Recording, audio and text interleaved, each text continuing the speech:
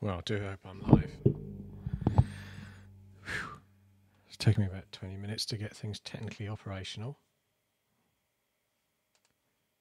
Let me put the sound on, see if it's coming through. Hello, it is I. Is the sound working?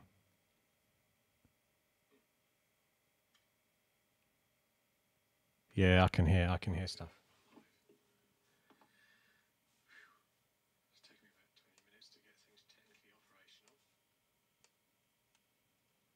Let me put the sound on, see if it's coming through. I've got a weird overlay.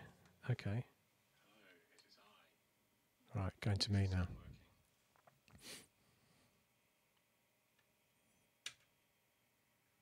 Hooray! Hello, it's Friday, it's time for the weekend, and you've got Robin here going through some 15mm terrain building, the stuff I've been doing over the last few weeks, and I've got that down in front of me. And I'm turning down the volume, so there we go. Yeah, when you're recording, it's really bad to play back because it comes back about 2 seconds later, and then you get the voice come through twice. But there we go. Oh, Graham. Hello, Graham. Yeah, he can hear me good. So, but one person's watching. It's Friday night. I mean, who's going to watch Friday night, especially with Brexit happening? That's far more interesting than watching builds. So one thing I've done, although I've not been very prepared in that I'm late because I was fiddling about getting the technology working, I have got before me now some slight better organisation. So rather than just this massive mess that I created last time because I dived in, I've tried to coordinate myself. I've also promised not to, what I did last time was I'd go, look at this, look at this, look at this other box of stuff, and kind of took me off the track of actually doing the video. So, right, well, without further ado, I'm going to switch down, talk about what I've got in front of me and what I'm going to do. Right. So I've made a temporary box of junk to start with, so that I've nearly got everything in there, so that I don't just spread out all over the place with these little bits, because last time that was just becoming a nightmare. I was picking out things, throwing them over the desktop, and then before I knew it, everything was broken apart. I've spent lots of money with Ground Zero games recently, so I've got plenty of these doors, bits and pieces, and various gubbins they do. That reminds me, one more thing to turn on to allow me to focus the... There we go. So, yeah, these are kind of like grilled windows and some other vents that they do. And, yeah, so I bought a lot of those. So in the last video, I was putting this down as kind of steelwork plating. And it's crochet plastic. It's kind of halfway between a sort of plastic and a rubber for people that do crochet. But it's also great as, you can stick it down and then you dry brush it. It looks like steel plating. So I'll get the main terrain piece now, which is just behind me. Just a moment.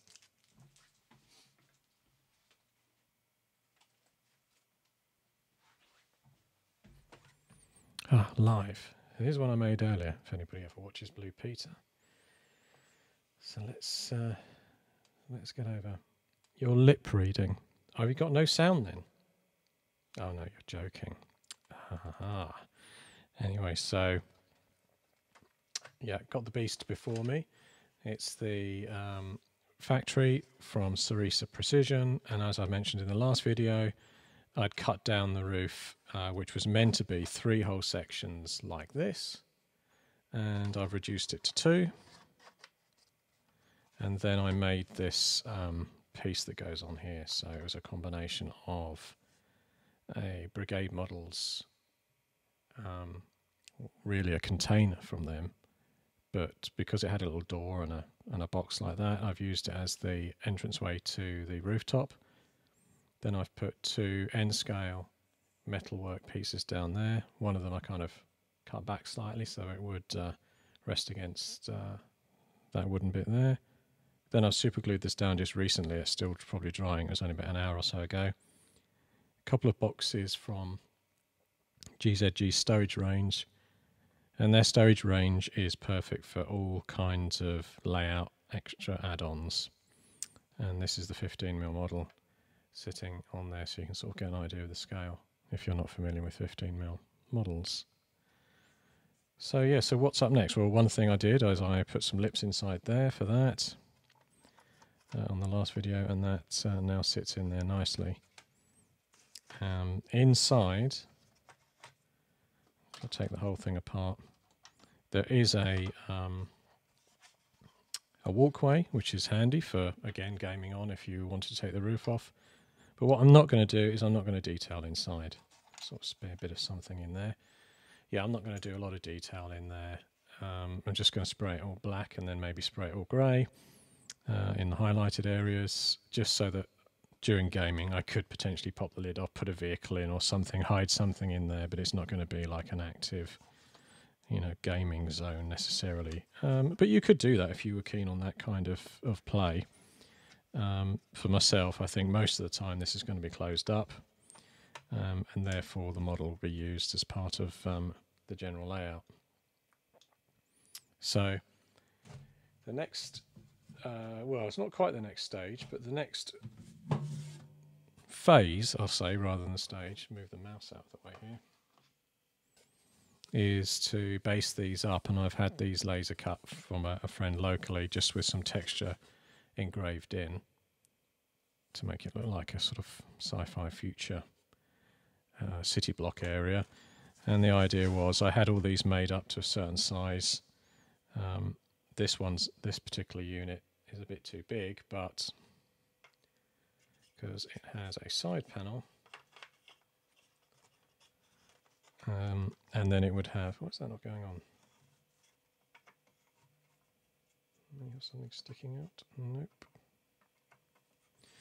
Yeah, it has the side panel there, and a set of steps that go up the other side, which means that it's going off the side. If I move this out of the way, it's going off the side of this one plate.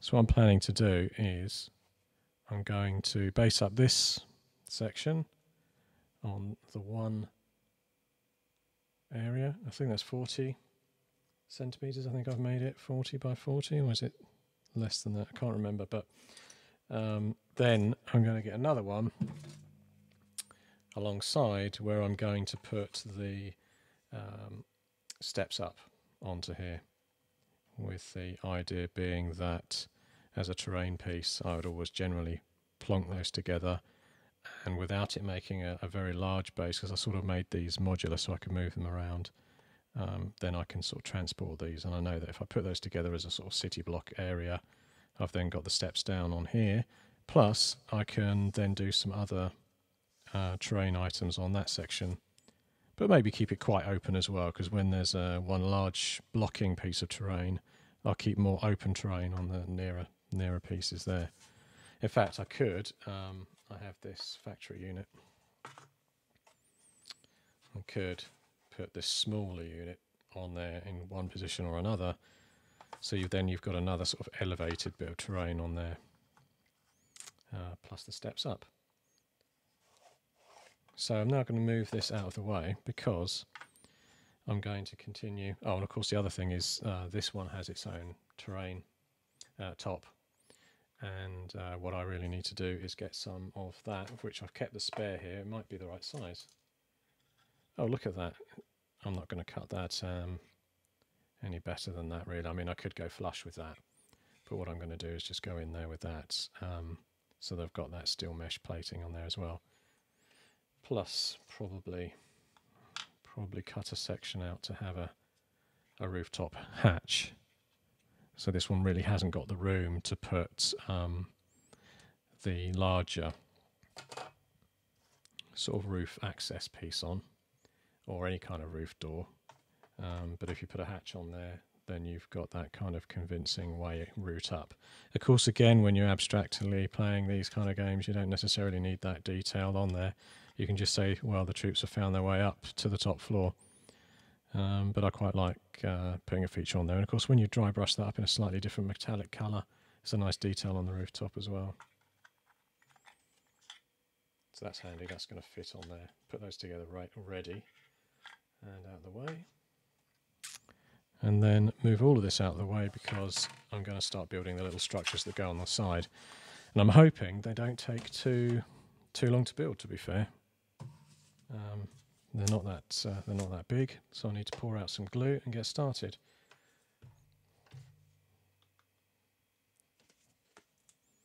So again, using the Gorilla Glue, not sponsored in any way, not sponsored by anybody. Actually, it's worth mentioning that, I mean, in the 15mm scale gaming world, it's not like a big world of sponsorship and lots of money being thrown around for people to do models or paint up models, you know. But you do get some very generous traders that if they know that you're doing something for a game like I've done with Grunts, they're happy to sort of give you a discount or bung in a couple of extra vehicles to if you're going to use it in your rules or what have you. So it's worth knowing. I mean, that's a tip. Someone asked me actually on the YouTube channel, what could I do a guide to writing your own games, you know, just like pitfalls and how you do that. Which I could, which is something I think I'd rather focus on getting the new Grunts out of the door. And then after I've done Grunts version 2, I can talk about those experiences again. You know, everything from the, you know, moaning players that don't get the rules the way they exactly want, even though they never play and they're just armchair generals, right the way through to, you know, some really good support that you can get as well. I had, when I was doing Grunts version 1, I had some people just offer up their time. Some of them, authors, I think one of them was, I can't remember, it's terrible because all the names have long since been forgotten, but one guy was a author that had done stuff at Avalon Hill over the years, quite a senior member in the gaming fraternity in the US, and he just said, send me the whole lot, I'll red line it. And he used a red pen, printed the whole lot, wrote notes on every single page, and then scanned and emailed it back. And those kind of things are really, really helpful. And interestingly, pointed out some really key stuff for me, like what feel like really simple things, because I consider myself a sort of champion of the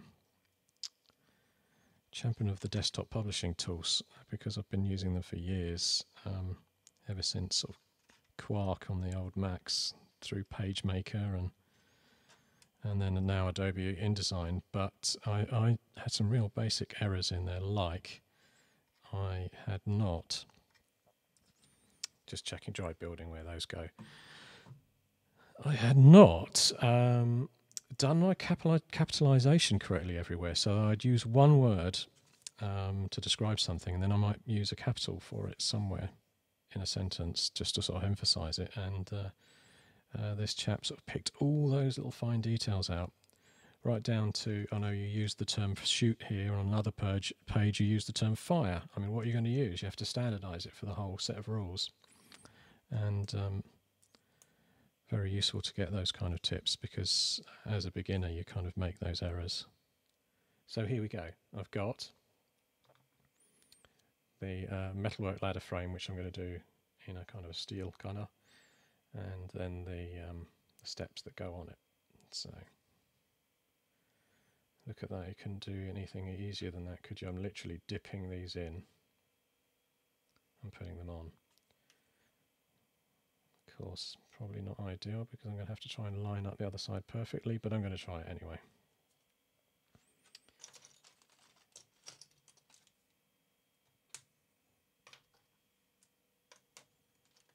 This is where one of these will be missing because it's such a tiny piece.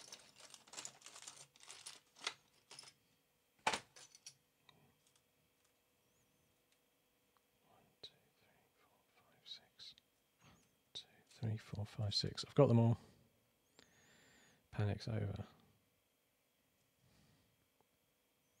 I think I mentioned before, you know, I'm a bit rough and ready with this, obviously, as I'm sort of speeding through here, and this over splurge of glue. But that's kind of not, I'm not building this for high craft model gaming shows, I'm building it for war games, so quite happy to sort of splat them in and then deal with the fact that there's a little bit of overspill. And you do get shrinkage on this white glue anyway, and it also turns a sort of colour to match the step work. So now I'm wondering, assuming that goes on like that. Yeah, so I'm just dipping this in the glue, which you can probably see in the frame. That was dropped.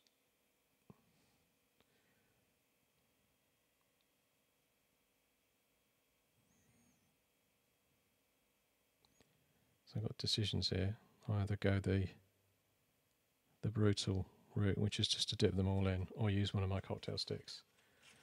And again, just, you know, every video I do, I'm going to just say how good cocktail sticks are for just about everything in miniature, hobby, gaming, prep work, because you can just use it to and throw them away afterwards. And I mean, I've said before, and I've done did a very poor airbrush guide. And but one thing I did do is shout about these again, because I use them for mixing.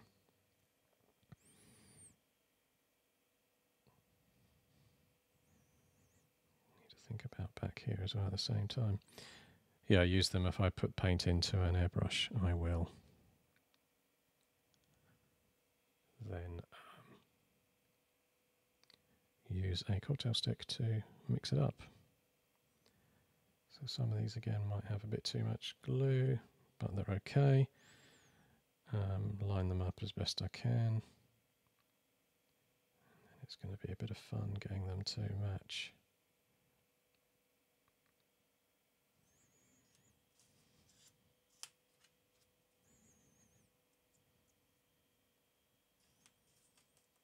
That looks like it.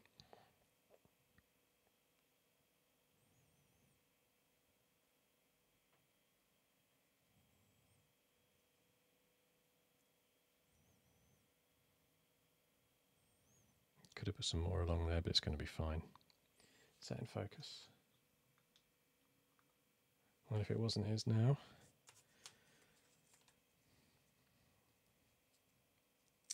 Yeah, so realising rapidly that I need to put some glue on there too.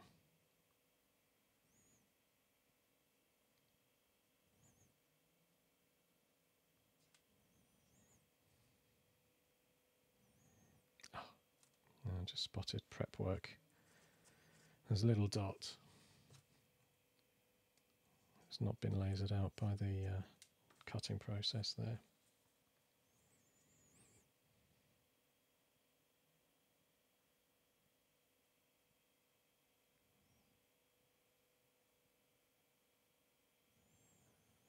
So if I basically fix this correctly at the top, then I can just sort of move them into place, hopefully without too much destruction.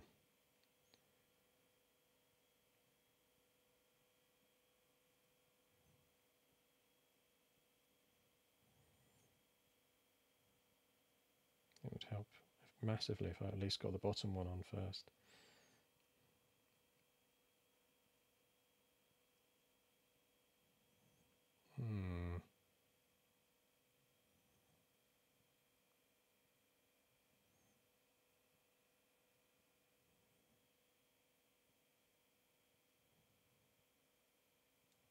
Finding that doesn't fit.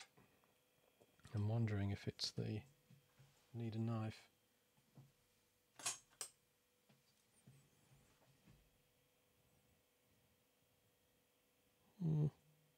The hole looks good.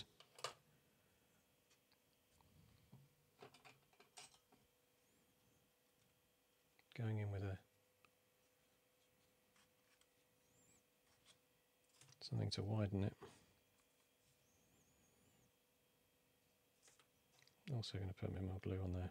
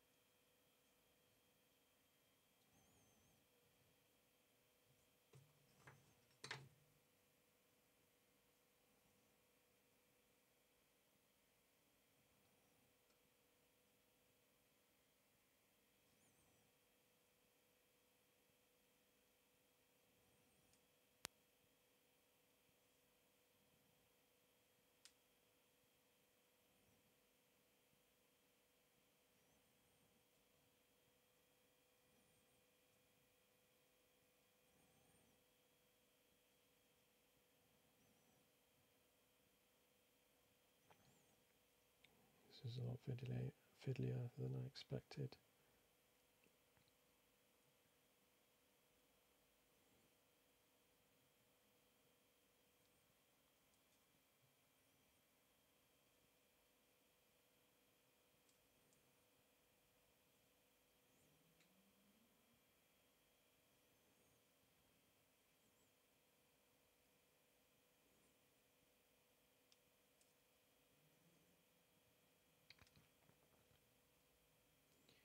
And of course you bring one in and then you take the other like 3 out of the way, unfortunately, as you do it.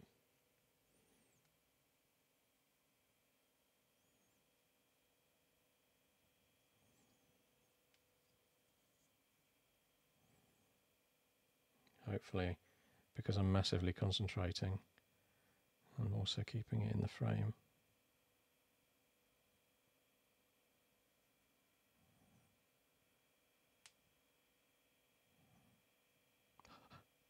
It's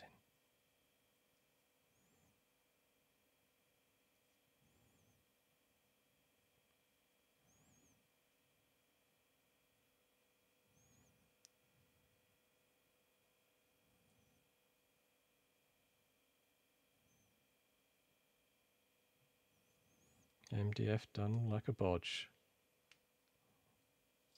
by me.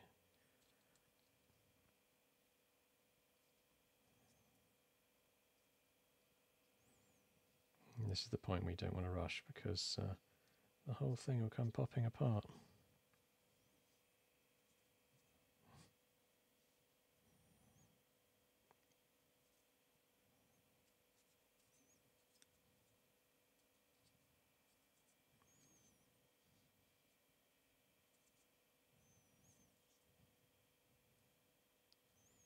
Looks okay.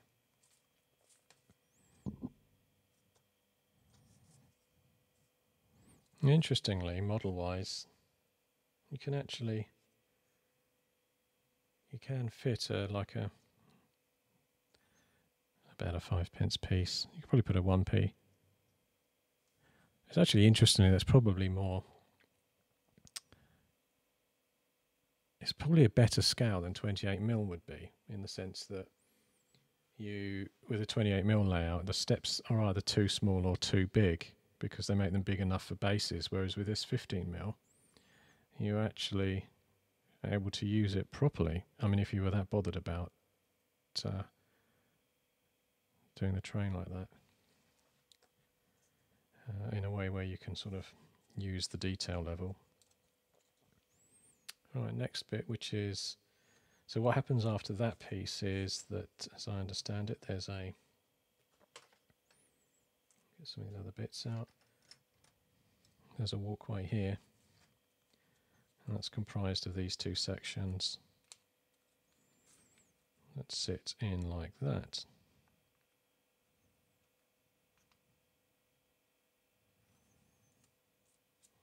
And their frame is built up using these box sections here. So I go along one side. And again, just diving in there really. I really should have done a dry build.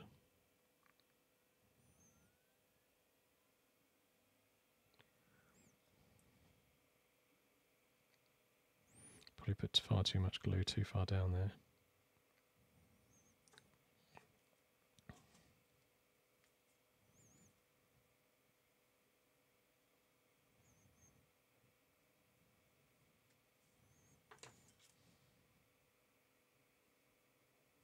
Needs a little bit extra glue there.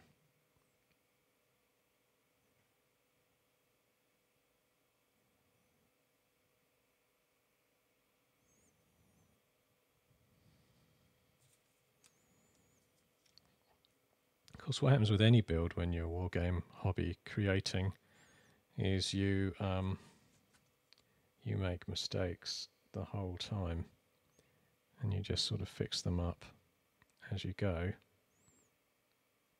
And of course, if you're doing it live, the whole world is seeing the errors as they happen. If you do them in the comfort of your own home, not on camera, there's far less chance of errors.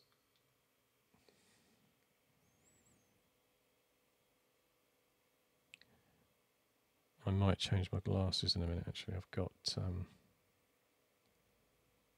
set of glasses on that are good for computer use, and they're okay at kind of arm's length, but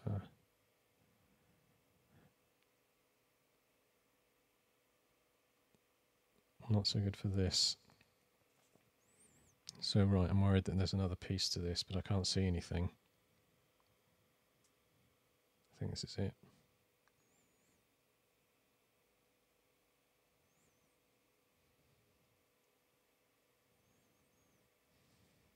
Oh yeah, look, I put the glue in the wrong place there. So what was I saying?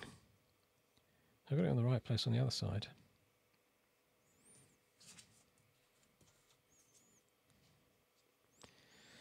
So I will just grab that off. It's only white glue. It's not going to hurt my fingers. I'll just peel off later.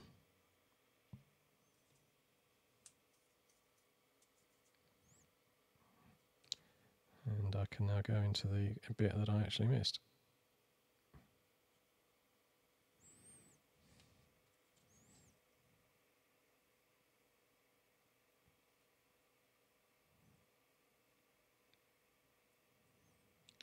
So it's in the UK, it's the biggest sort of gaming event in the annual calendar, which is Salute, for war games at least anyway. They obviously do, there's other kind of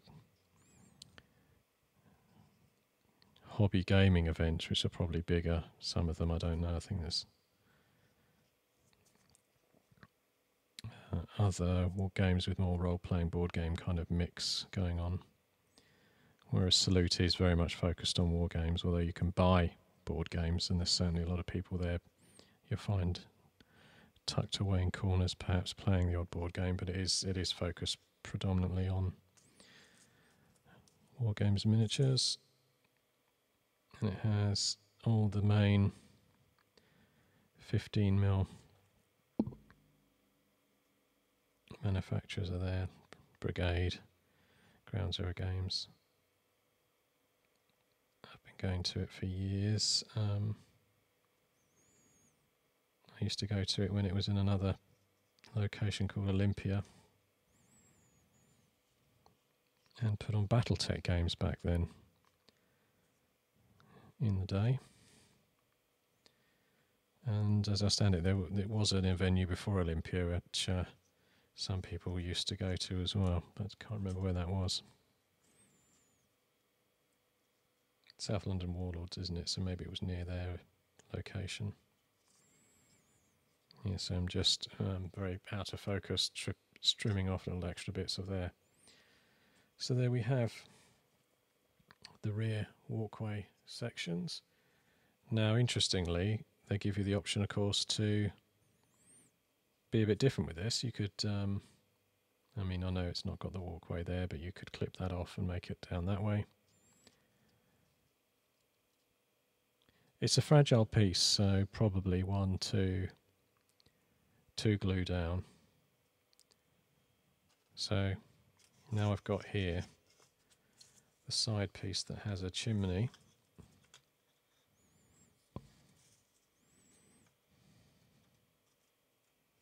Doesn't have any detail at all. So the other one of these did have kind of detail. Or did it? Yeah, just a minor piece of brickwork at the bottom.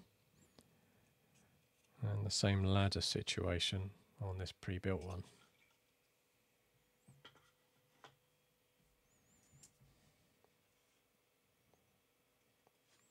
Just sort of dry building that. It's another one of these fussy pieces really that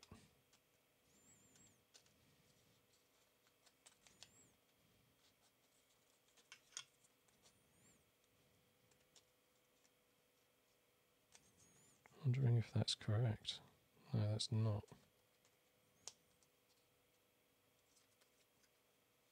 That's it. So I'll start with those two pieces anyway, because I know they go together.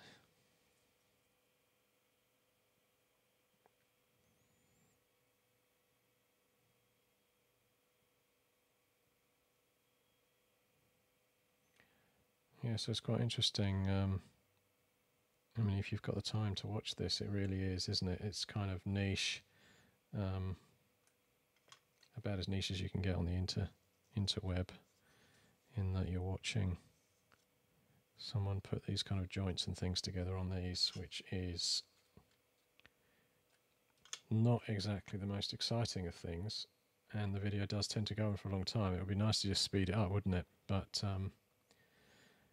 because I'm doing it live, I'm just going for it.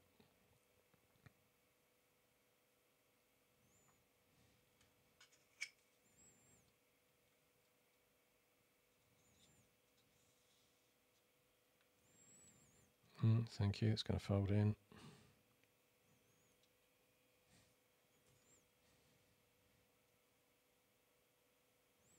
More use of the cocktail stick into the joints.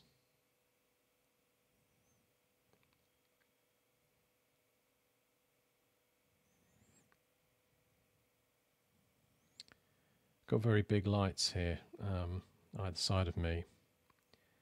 I got them off Amazon. They're LED lights, but they're not just single LED lights. They're like these grid type ones in a square. I won't point the camera at it at the moment because it will just blow your mind out, but it's quite cold here in the UK at the moment, and I thought they would keep me warm, but of course they are keeping me too warm. Look at that, last piece is missing. It's even more schoolboy error.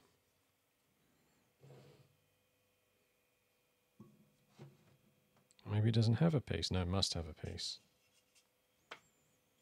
It's not in there. It's not in there.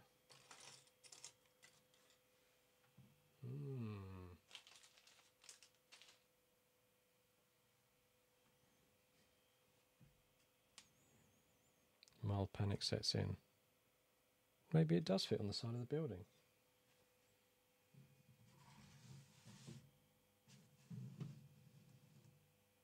Nope.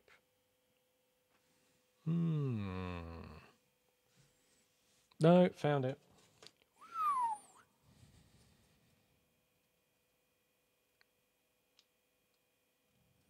Wrong way up. We have box cars or chimney made. So I know from building one of these before on the other one that to fit the ladder on, they have this method where you slide these guys down.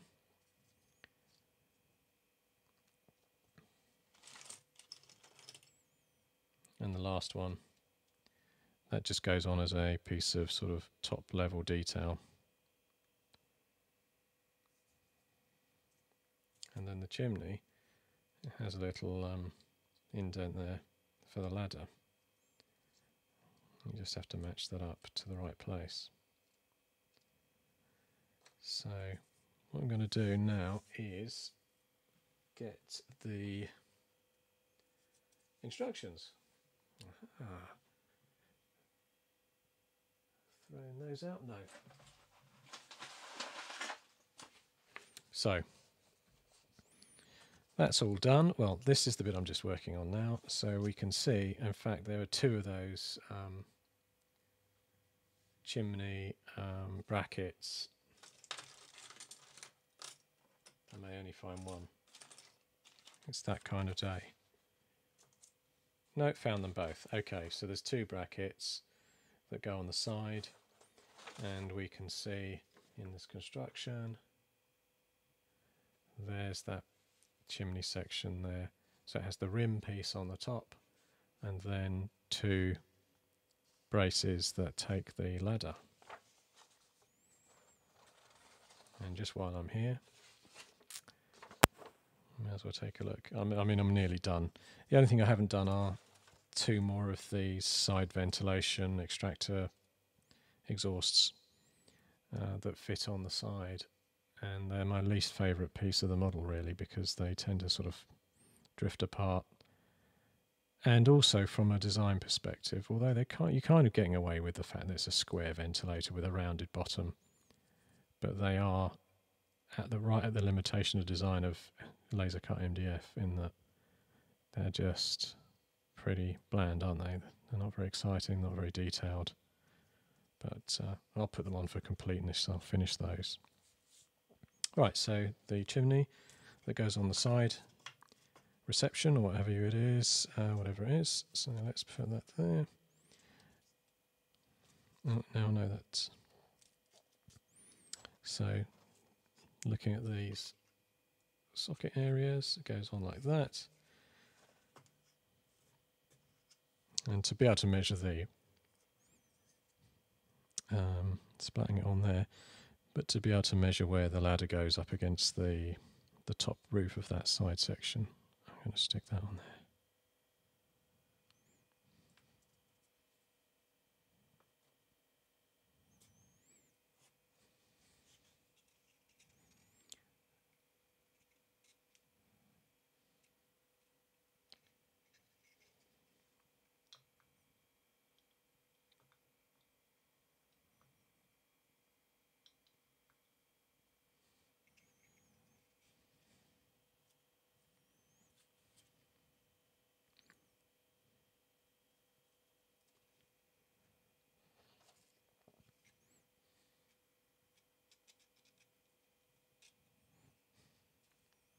So yeah, in terms of being live and doing this, oh, sorry about that, I lost the video stream because I pressed the wrong button.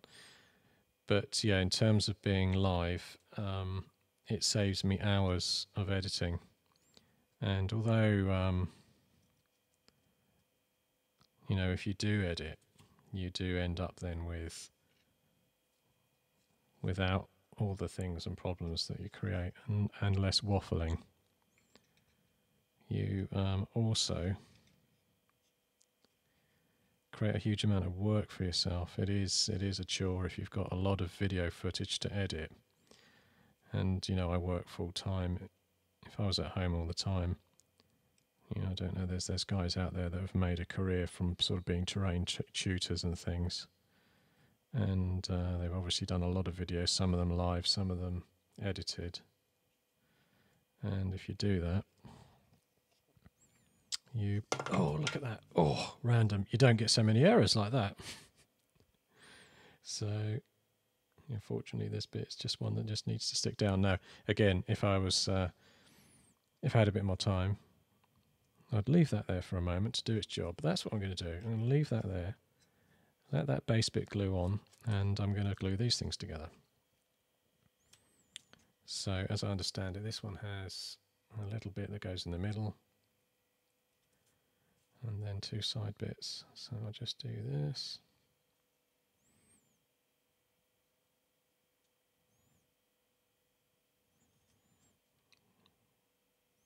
Base number one.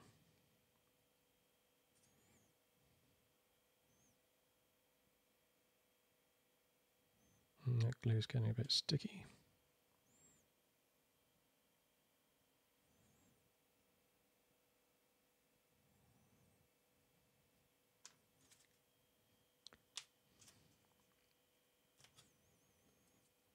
Section number 2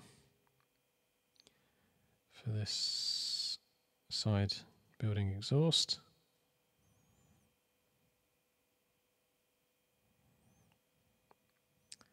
And then it has these middle sections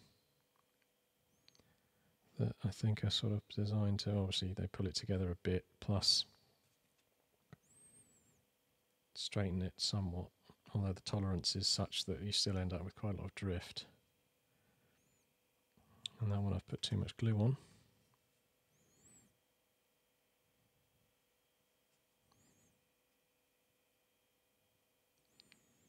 I had 2 strong coffees before I started, and I think I've also noticed that my hands are shaking because of the strong coffee before I left work.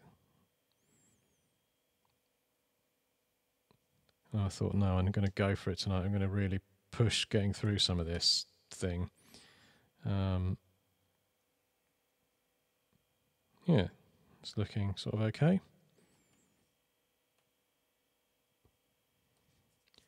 And again, following the principle as I did with that one, put it aside for a moment, let the white glue cure a wee bit,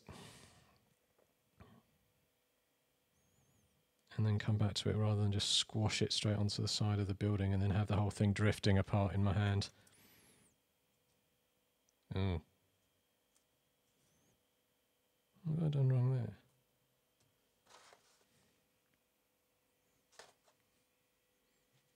I wonder if I put the other one on and didn't put a... okay, that's going to be interesting. I've got two pieces here that have a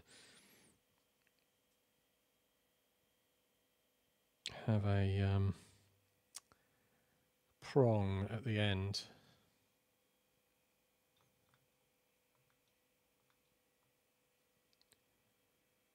And I may just need to nip one of those off because I think I've accidentally put the other one of these together with no prongs and just glued it against the wall.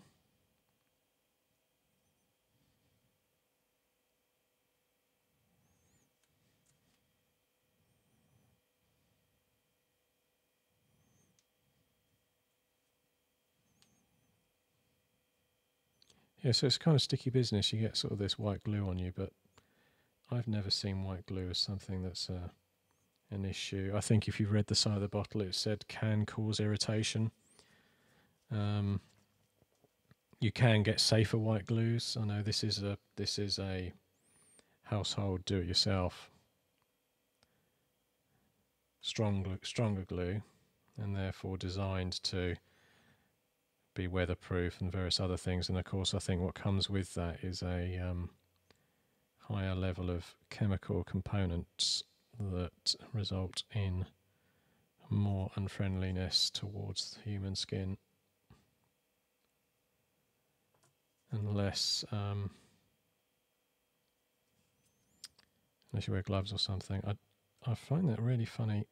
I see people doing airbrush videos with gloves on, and the whole thing scares me. I don't mind latex gloves or non-latex, whatever kind that people use due to allergies and what have you. And it does keep the paint off your hands, but I spent years of doing my crafting with naked hands, and to put some kind of... that's definitely wrong. That extra clip there, just clipped off one of the nubs. Because on the side of the building, if I pick up the one that's had a moment to cure, although it's already sort of drifted out of shape slightly down there,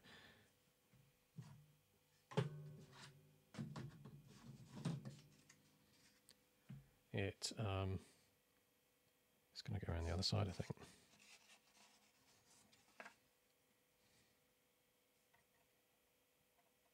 Yeah, there's just one hole in the middle, and then two up there for the...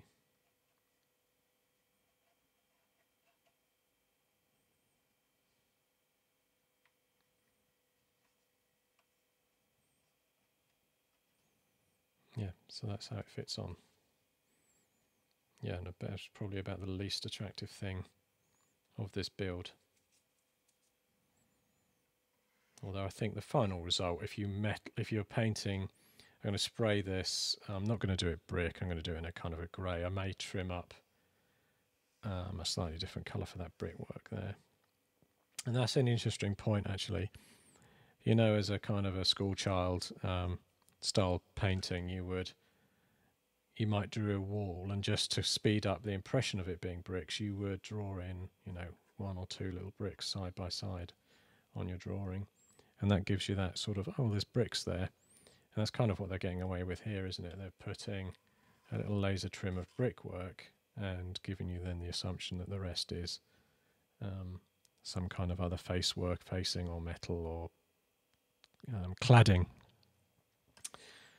But, of course, one of the other primary reasons is cost, because in laser printing, it's often about time. Of course, you could just leave your laser printer going all day long, but the more detail like this, it just has to spend a very long time going backwards and forwards and etching. So I think sometimes you see, I mean, it's not necessarily cutting corners, it's more just economics and the fact that you can still get away with a reasonable looking layout and building without having to etch in throughout the whole thing. But that is obviously one of the things they've done here. You can save time by not etching the whole lot.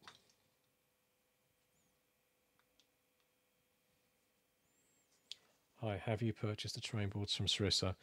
No, the train boards, these ones, are from a local laser cutting chap, a guy called Moomin Events, I think it is. Once I've done, I'll edit and I'll put his link in there, but basically I gave him the dimensions. And these specific dimensions that I use, and I measured them all out, and I haven't got them here on me, but there's a kit by Battlefield in a box, which comes with roads, and it's for the Team Yankee 15mm game, and I've bought a lot of the rubber roads. And so what I did is I did a layout with their roads, taking into consideration the edges of their corners and various other bits of the road that sort of fit on, so that you'd get a corner piece here, and then just the right length along this lengthways, and then another corner around there, on the basis that when I make this modular, when I put all these down, all of these pieces which I've had done are just the right size to sort of fit in the length of the terrain layout. So I'll have the sort of ultimate kind of modular ready to go. The roads, which now I'm going to get, because just give me one moment.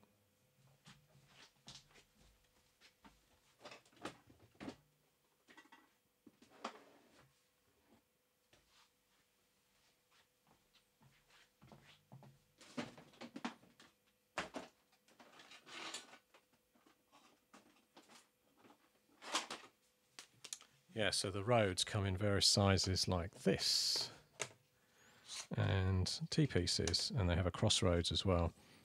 So, and they also have a smaller stretch. So you'll see that I'm now going to carefully remove all of this while these things still dry down here before I crush them.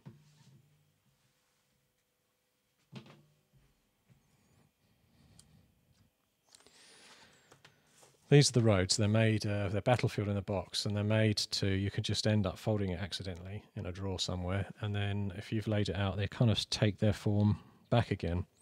As you can see, they are, that's taking some of my glue off, they have a nice rough texture, but they are about as vanilla as you can get, and what they need is, although I say vanilla, there is a dry brush on there. Have a look at that. Yeah, there is a dry brush on there slightly, but all this needs weathering. And I can't make up my mind whether to, because I've got some weathering powders, so I'm going to have to do tests on that. I haven't done that yet. Whether I should airbrush them, just sort of dirty up. You know, it needs some oil streaks, it needs tyre streaking, the whole works.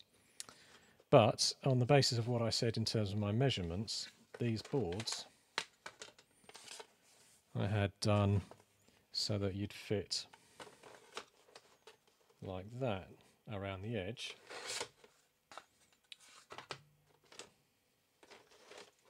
If I can get it in the frame. So there you go. One piece there, one piece there, and then the other T-piece here, so that this is a bit haphazard.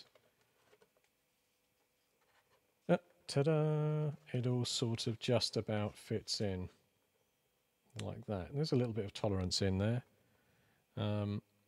but also the plate is just enough. It's thicker than the road, so it's just enough to give it a very slight curbage once that's laid out on the train board. So of course my terrain board is just a mat. I have a desert map, and I have a kind of a grey, slate grey kind of, it's the mouse mat material under the base, and then you roll it down. And of course that's nice and lightweight. You just whap that down on the table. For a quick game, I can, if I want a city layout, the idea is put these on, and then I've got all the road sections to be the right size. So these longer pieces as well are exactly nearly identical, give or take a little bit of tolerance to the long road section. And of course then I could put two of those together, or I could use that as a small industrial unit to put bits and pieces on, anything from it being just a car park along the edge to having, you know, buildings on it as well. But the other aspect of this, of course, and I shall get some bits out. This is Battlefield in a box, this stuff. Again, you can see everything they do is nice and clean. It's made of, it's not necessarily, it's something like resin, but it comes all pre-painted. And it needs weathering. I mean, it needs some graffiti on the side. It needs something, doesn't it? Oh, and again, as I've mentioned with everything I'm doing, if you want to sci-fi up anything, because this is from their range, which is you know, modern rather than sci-fi, you can start to put bits on there. You can put air conditioning units. You can put bits of stowage. And the thing I like doing is, if I can find a piece in here, you know, some kind of container box thing like that. Stick it on the side, and then you could pretend that you've got some cover. You know, anything like that, painted up slightly differently, would look interesting. What I won't be doing though is airbrushing. Like if I did add some additions on there, like so, I would not airbrush over the whole thing in a primer and then start from scratch. I will just paint this black, detail it up, and then maybe airbrush some dirty grime across the sides, put some other posters or something on the side, because I don't want to repaint these. I'd rather just augment them, wash them, add pigments, etc. So coming back to what I was saying, what I do with my games at the moment is completely modular. I put a layout with some of these roads down, and I'll go, oh, on this one I want a couple of containers, some kind of structure, pop that on. So you could, and I will do, have some of these that have nothing on other than they're sprayed up, they're painted. They could have a couple of little bits of detail and some weathering and oil spillage or something on them. But then I can use some of my older terrain. I've got like these containers and bits of this sort of stuff, and just pop it on there, then build it up around the roads. However, for this stuff, what I'm doing now with this big MDF build, and I've also got some from the American company, and for the life of me I can't remember what they're called, but they have grunt stuff on their site. This is a skyscraper that they do, and they also do raised roadways and various other things. But my concept with this build is that I'm trying to literally fill these sections so that I will have terrain already glued down, and then I'm not digging through boxes. And I know it's the ultimate in customization, isn't it? You'd put down a terrain piece like this, and you'd go, and then I'm going to build it up and add a road around here, and then the whole thing is relatively quick to put together. But I'm going to the next level with this, which means when I put these pieces down, the terrain's already glued on. It's relatively small piece, 20 by 20 or 30 by 30 or 40 by 40, and therefore I can, I think that's 20 by 20, isn't it? Therefore I can go straight on, and the board's already built up with some terrain, and then obviously augment it again with other bits and pieces around the edge. And in fact, from the Scene UK, I have bought a bunch of these. I bought like 3 or 4 of their packs because I wanted to do a container area, one of these boards, a delivery container board, with a proper scaled height for this stuff, so that you can put on, I'm going to have like a row of them at one height, then another height, and then maybe a couple that go up higher. Therefore, again, model-wise, it's you can gain ground, you can game on it, you can put a squad across it, and it's also blocking terrain. I quite like that idea of the gaining the height, plus making it playable, plus it's interesting. All the different containers could be done in slightly different sprayed colours, with graffiti or weathered or whatever you want. So yeah. So yeah, that's it. Battlefield in the box, to do a whole load of this stuff, and it's quite nicely ready to go, really. Yeah. So if you weren't one of these people like me that was going to spend hours, you know, messing about to get it running and get it set up, you can just get that straight out of the Excuse me, having another coffee. You can get this straight out of the box, and their modern stuff is the stuff to look for. It's called Team Yankee. Team Yankee Terrain on eBay, Amazon, Whaling Games UK. It's all over the US. They make tons of this stuff. I mean, it's not that cheap, but when you think you could get a game from it the instant you get it out of the box, that is saving you a lot of bother. And then you can say to yourself, well, I've had a quick game, now I think I want to weather it up and make it a bit more interesting. Plus, it's just this nice flexible stuff that tends to go flat after a short period out of the storage. Look at that, I did a review. Now they need to send me some stuff for free, thanks. It's never going to happen. Yeah, like I said earlier, in the, you know, I've seen on the, you get it in the Dungeons and Dragons kind of gaming world now. You see people get copies of things early from Wizards of the Coast, and they do a very favourable review. And you know it's a freebie. Try and avoid doing that really, and I bought all this stuff, and yeah, costs money. Do the review, then I can say whatever I like about it. Now, interesting enough, I did mention earlier in the video that you do find if you're writing rules or you're doing a lot of videos like this, and you buy stuff and you know the traders, they will help you out with the odd extra freebie thrown in, but it's never on any kind of formal license basis or anything like you might expect from a big company like a Wizards of the Coast saying, or WizKids saying, yes, you can have this book for free, but you have to write a review to this standard. In fact, there's been a big backlash, and it's interesting. There's been a big backlash on the internet against people that I've got very popular channels that are doing, camera reviews, phone reviews, tech reviews, where the tech companies have got a marketing spend. They find a well-placed gamer or technology specialist that's doing a lot of camera reviews, and then they just throw stuff at them. And I think there's some channels that are very good at saying, I've been given this stuff as a promotion, but I'm still giving an honest review. And then there are some unscrupulous ones that are just giving you everything as is, as they've been told to do, giving a quite favourable overview of something that they've got for free, which isn't really a review anymore, is it? So I've spotted those two places as where I want to go with ladder bits. To be fair, I've got a bit of skin forming now on my glue over here. I'm doing a bit rough and ready again with this bit. Oh no, any questions, Minty, are always welcome, because I'm going to make a mess of this.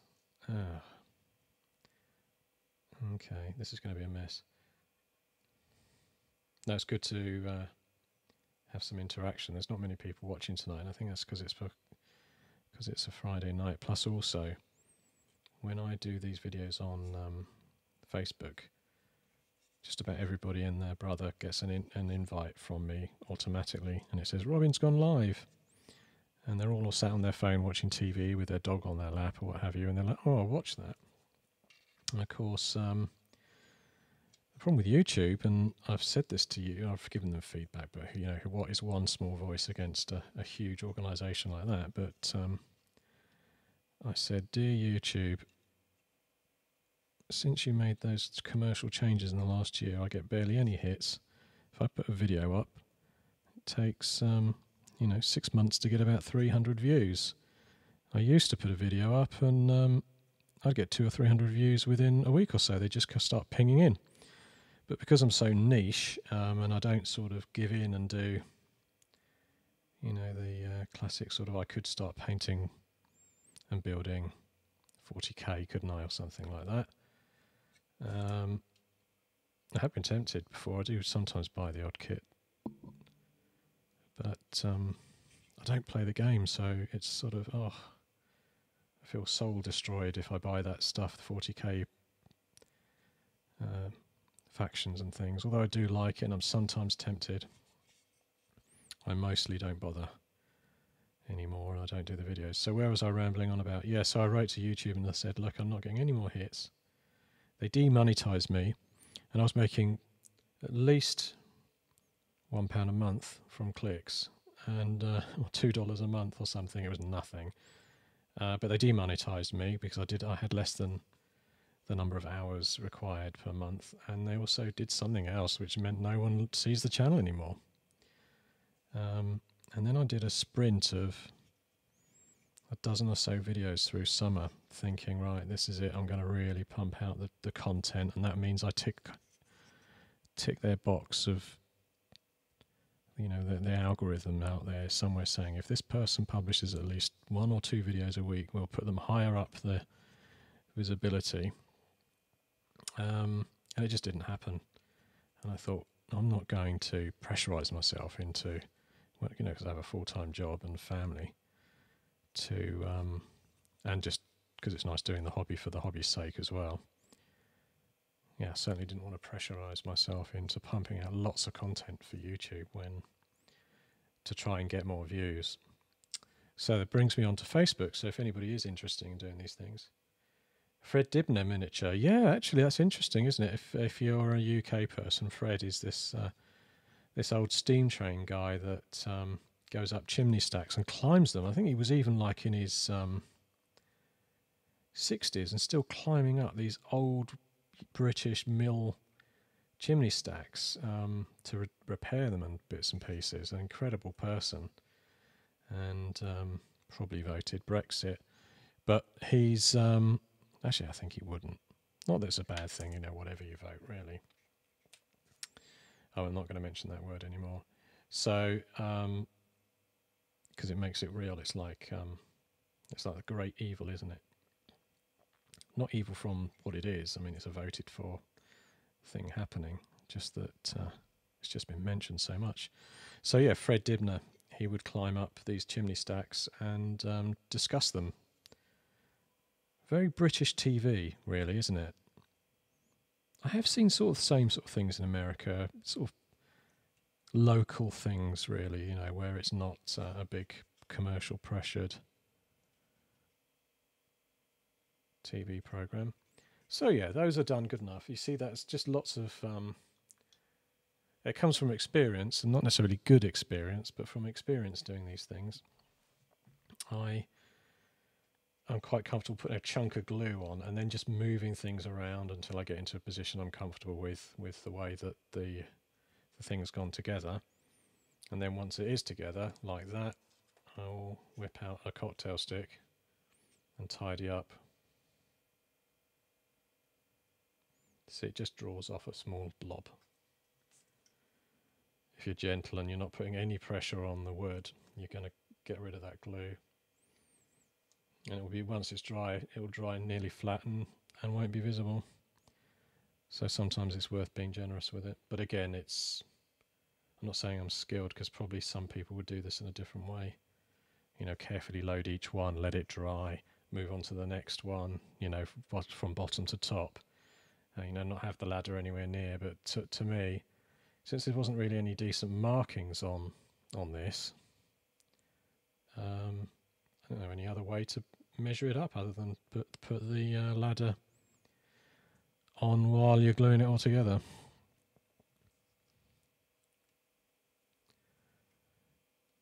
Yeah, so Fred Dibner is a bit of a local hero, well, legend for people of a sort of certain age in the UK. So yeah, his programs would involve, you know, you'd get 45 minutes on a steam engine. He'd visit the place where all the enthusiasts are working, keeping an old steam engine running. He'd go for a ride, he'd fire up the steam boiler, he'd discuss pressure. You know, they'd get going and he'd say something like, oh, if you've got enough coal on there, you're going to have to come up to steam. And then he'd give you a bit of history, you know, when the train was running, you know, spark your imagination a bit about the old days. You know, interesting, when I was a youngster, and I don't think it happened when I was bringing my kids up when they were young as much, But when I was a youngster, there always seemed to be a steam engine at a fair or something that you'd see. You know, one of those rollers, those big metal rollers. And yeah, they'd be blowing the whistle and you'd look at them. That sort of enchanting old steam engine style thing. So, yeah, and I love that stuff. Whereas with my kids, I did take them to old stuff. I just can't remember taking them. You know, they're in their 20s now, both of mine. But I can't remember doing a steam fair, but they probably saw something like that. I'd take them around, you know, if you go on holiday somewhere in the UK, you'd go to on a steam. And I'm near the Bluebell Railway in Sussex down here, south of London, and they do have a steam train, the Bluebell. I've had Christmas dinners and things on that. That's quite romantic and not in the sort of relationship way, but kind of a romantic thing to do. From you know, you'd stop in the winter on a steamy platform, and a choir would step out on the old platform at Bluebell Railway, and you'd watch them sing a carol or something, with the steam from the engine everywhere in the cold night. So that was quite cool. Yeah, highly recommend that.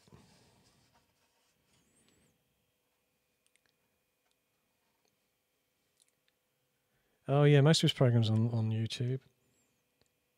Guy Martin. Which one's Guy Martin? What does he do? He's not the Dan. Who's the Dan one that does the World War I and World War II stuff? So, right, that's coming together nicely. So, look at that. Done that. This thing's nearly built. I've done that. I've built the thing on the side, which is on there. Oh, that is all visible. Just check this in focus. So move this out of the way, move that light back a bit. I've got this heavy light there to get this into better position. Glass of water.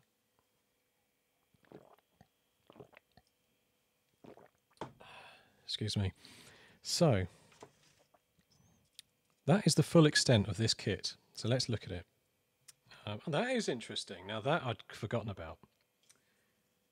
The end piece for the upper section there, it means the kit is brought forward. At least that's what it looks like. It is.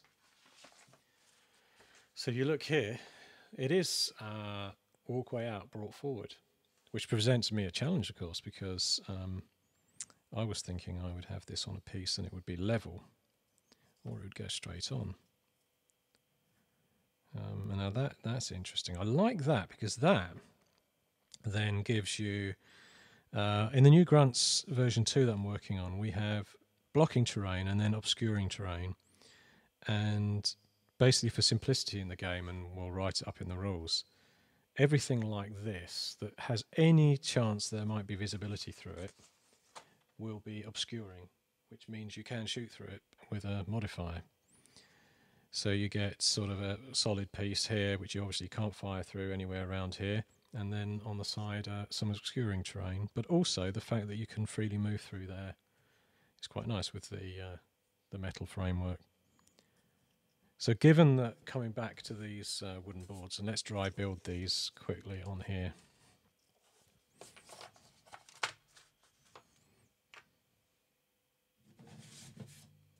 I've had some of these with hexes done. And to be honest, he was the pattern he used, he was a bit challenged on the hexes.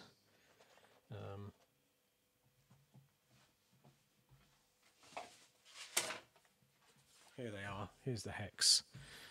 I wanted square hexes, but he's got stretched ones, and apparently that was something to do with the pattern he picked up. But the end result is fine. You know, when you're dealing with hobbying, you're not hobby stuff like this. You're not too worried about the super fine details of the fact that I'm getting a nice hex pattern as a baseboard, but it's a little bit stretched. The town council planning team obviously went wrong when they were getting their modular plexi cement laid for the city layout. So I have some with hexes and some with the triangles like this. So now that I've got them down, 2 boards side by side, get that out of the way. So what I can do is I've got space on this side to bring that up flush. I mean, there could be other options with this, like I could. Don't have one to hand. No, but let's pretend that's a piece of plastic card. I could just create this on a separate piece of card, or actually a very small piece of cut MDF, rather than using another terrain board. But I'm going to put it on there.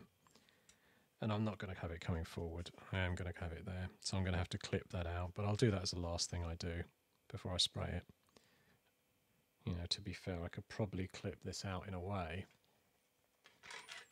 I could probably clip that out in a way to then glue it back on this side. Yeah, I could glue it up against that and there. At the moment it looks like a gate, doesn't it, on there or something, but it's not the end of the world. So yeah, on this piece I'll put that up to the side there. I could, if I'm making this a mini industrial complex, then put this piece over here. Let me move that again.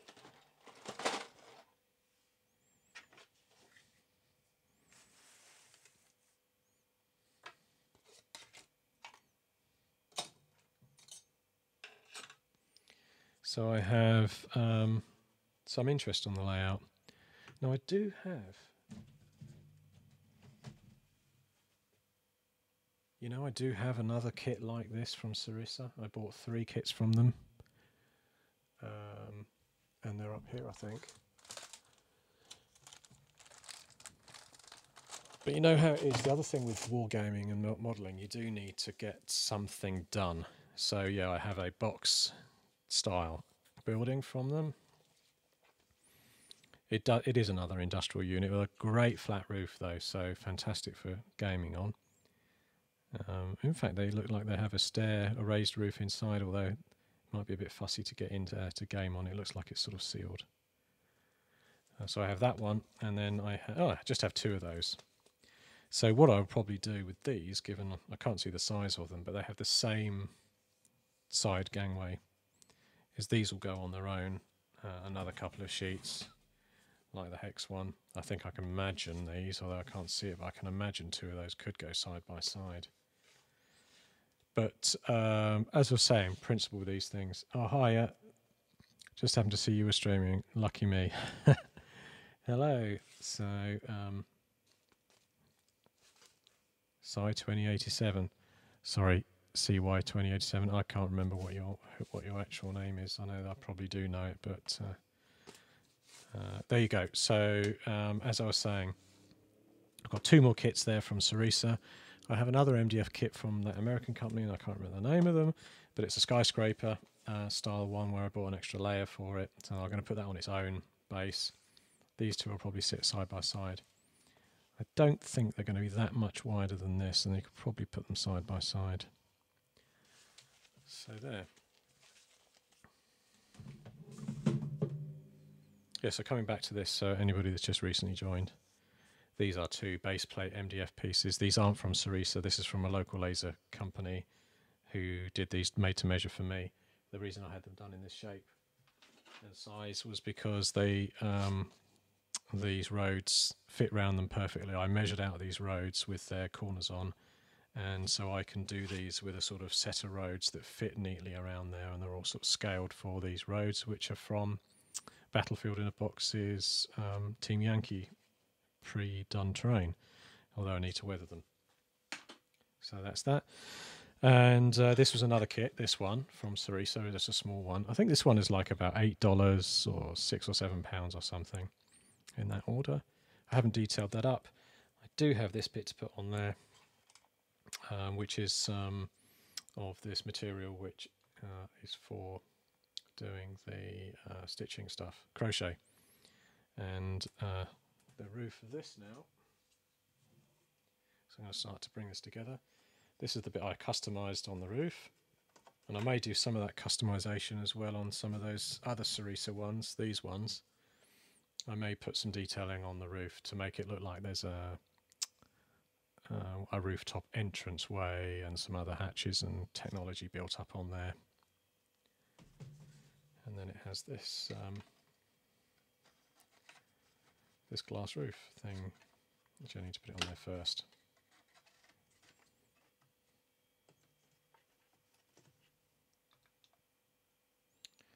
Yeah.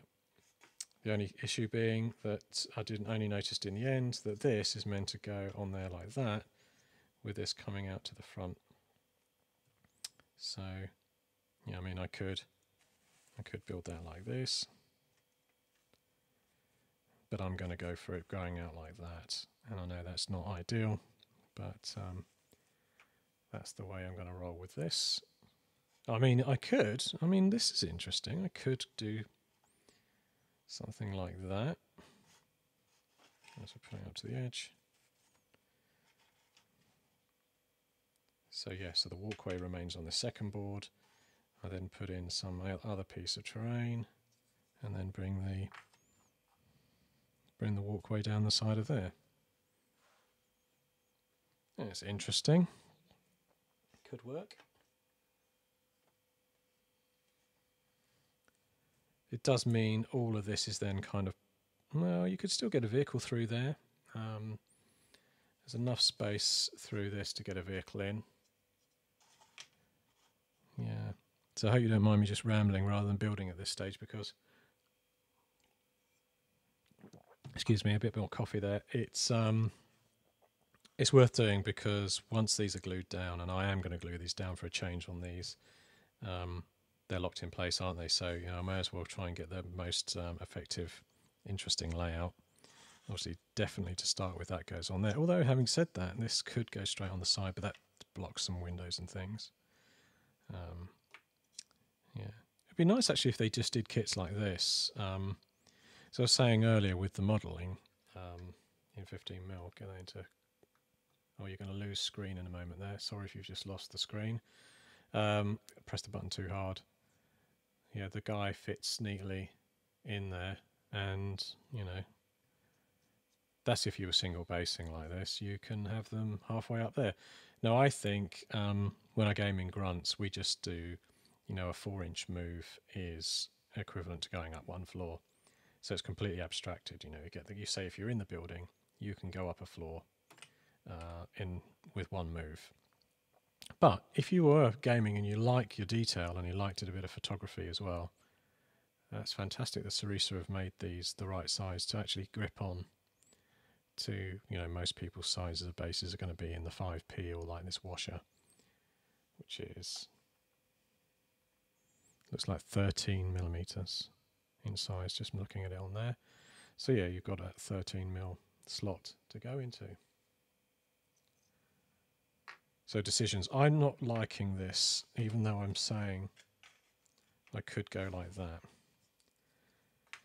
It just feels too built up, although that's not necessarily a bad thing. I'm kind of preferring more room on here with this either down that way, which actually then means that you've got plenty of methods to get through here with vehicles through this section or through the under there. It's not looking kind of daft like that. So it kind of works, but I do prefer it like that. I think that's where I'm going to go with it. So right, that's all neatly glued on with that roof section, as I said. It's kind of done. And I've just got 2 more bits to put on here, and I'll do that now that I've dry built it up. And those bits are these side exhausts, aircon, pipes. And they both go on this side, so just making sure I not damage anything while I do it, but I've got glue all over my hand.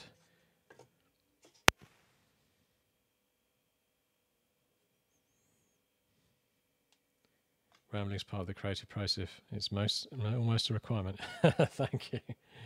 Yeah, it is. Actually, yeah, John Cleese, if you ever have time, John Cleese from the Monty Python fame. Interestingly, in like the late, I think it was like the late 70s, maybe early to mid, probably more like early to mid 80s, and then into the early 90s, he did this thing where he became like a public speaker, and he's obviously also restudied and learnt psychology, He's done a bit of everything. But he did this thing about creative time where he believes he's got a kind of algorithm, and I've tried to use it at work because I've been a manager for sort of 15 years. I try to, it's very hard to do these days actually with just things being just always very busy. But he said you can't do anything creative unless you have kind of a clear hour to almost engage a kind of creative mode. And I watched this years and years ago because there was, back in the day there were these kind of, before HR or personnel or human remains, whatever you want to call the HR team, got all into this sort of performance management like they do these days, where they, you've got to have annual goals and stretch yourself, and it doesn't matter what job you're doing, you've got to be the best.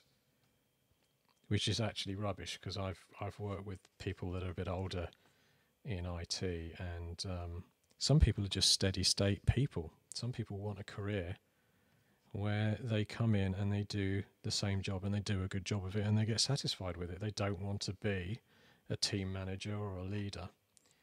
And so that kind of stuff doesn't necessarily suit them. Anyway, back to John Cleese. He said you need an hour, and he always felt that was what they needed when they were doing their comedy. They needed an hour to settle in where there wasn't anything necessarily to do. So you weren't there being told work, work, work. You were just chilling and sort of getting into a creative mode. And he's done all these big lecture things with, and there's one on YouTube. Look at John Cleese business management videos. They're all up there somewhere on YouTube. They're a bit grainy and old now, but he does these great lectures on that creative time. Anyway, good for modelling and crafting. And it is hard, you tell yourself you got, like me, look at this. That's just one small part of my lead mountain. And that's a recent set for doing the doors and things on here. But I've got tons, and I'll be buried. The Romans used to be buried in lead coffins because I think they thought it preserved them. And obviously we have found some in London in their lead coffins, and they are quite well preserved inside, but they're still, most of the bones are rotted away because the lead after a while gets crushed under the weight of years of debris. But where's I going? Yeah, I'll be buried with enough lead, like the Romans were, because I've got so much.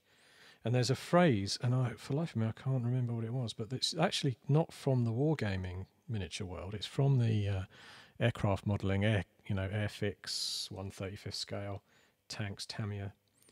It's something along the lines of, it's like a word that means you've got more kits than you can build in your lifetime. But it's like a little phrase. Yeah, creative time. Oh, Graham, so you did an art degree. That's fantastic. What type of art did you do, Graham? So yeah, creative time's fantastic. So coming back to that lead mountain that you've just not painted any of the figures for ages, and they're just in a drawer. One of the things people say is, oh, just do half an hour a day or something like that. Well, actually, if you consider that creative time where you really need about an hour to get into the swing and into the mode, you're going to struggle with half an hour. You need that hour to sort of settle in. Yeah, you need that hour to settle in. I just blow into there to get rid of the debris. So this model is now, as far as the MDF and this initial bit of rooftop is now built. But I'm not going to stop there because I've got other things I want to do to it.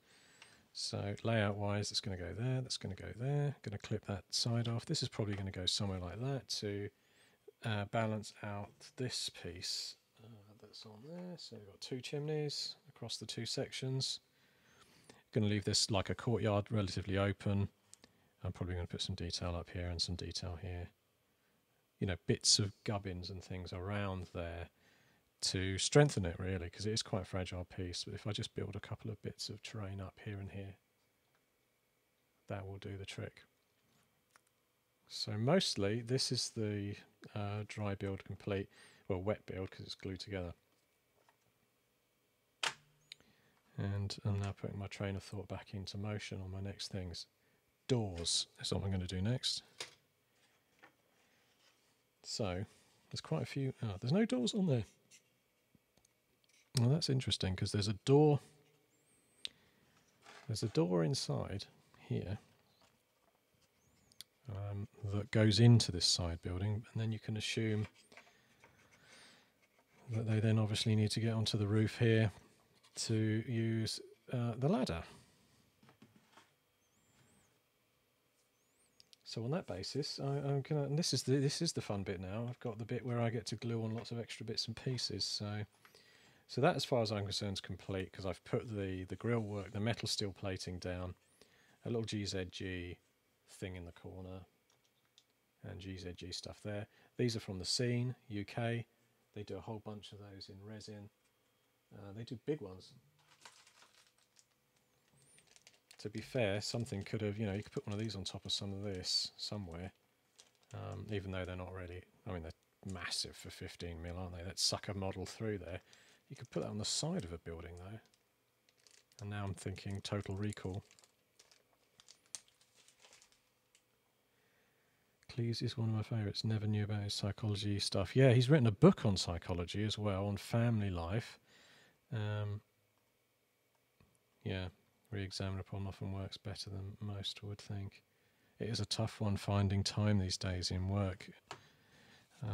I had a guy working for me. I used to work for Virgin, the Atlantic and Holidays, the travel company and airline, and they were a little bit more free with what you could do. And had one guy work for me. He was a really clever. He was a database analyst, SQL database analyst, but he was also really into self-help stuff. And obviously that can be a bit new age sort of focused, but he was just a lot of fun. And we would do this thing. We did this shouting therapy, Brazilian shouting therapy or something it was called. He came up with it. He'd done it somewhere on a course. So we got all the IT gang together in a room on a floor that was a bit quieter and out of the way, and then we ended up shouting at each other with Brazilian music playing, which was crazy, but it was good fun. You do this sort of thing where you say to each other, "Oh, I don't like the way you do this because you were this, blah blah blah," and you kind of shout and swear, and it's kind of getting all that emotion out. I don't think most companies would allow you to do that sort of thing, that sort of sitting and standing in a room and swearing, but we all did it. Played some weird music, shouted at each other, and it was good fun. Whether it helped or not, I don't know, but it's an alternative way to sort of down your tools and focus on something else and have a laugh, because we were all laughing our heads off as well, so that's the main thing. Right, windows, doors. So this door is inside. I'm going to glue this on. Don't need to see it. Already sprayed in there black, so in fact I could actually glue this on now. Because I've not sprayed, I painted in there black, and I'm not going to put any extra detail in.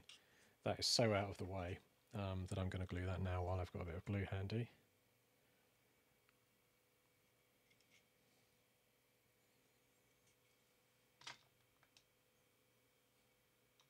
Try and get the focus right. There.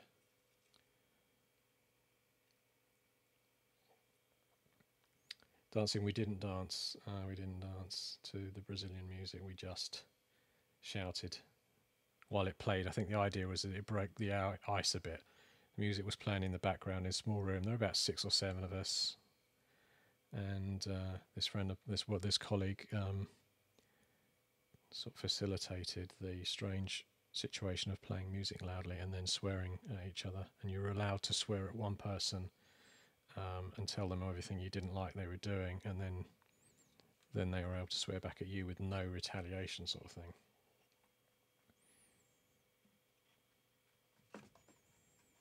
So yeah, that was years ago. Never done anything like that since. I've just done all the usual corporate things where you go along and they give you a colour based on whether you're an open creative person or a red-blooded salesman or something else.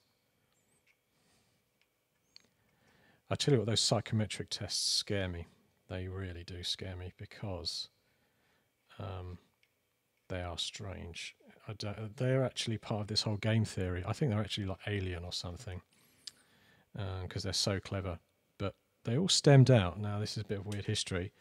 There was that game theory that all came out of the studies done on nuclear weapons. So in America, they did it. I think it was like a think tank in Florida got together where they said, how many? I think their challenge was, how many weapons more warheads do we need than our opponent, Russia, to be a deterrent?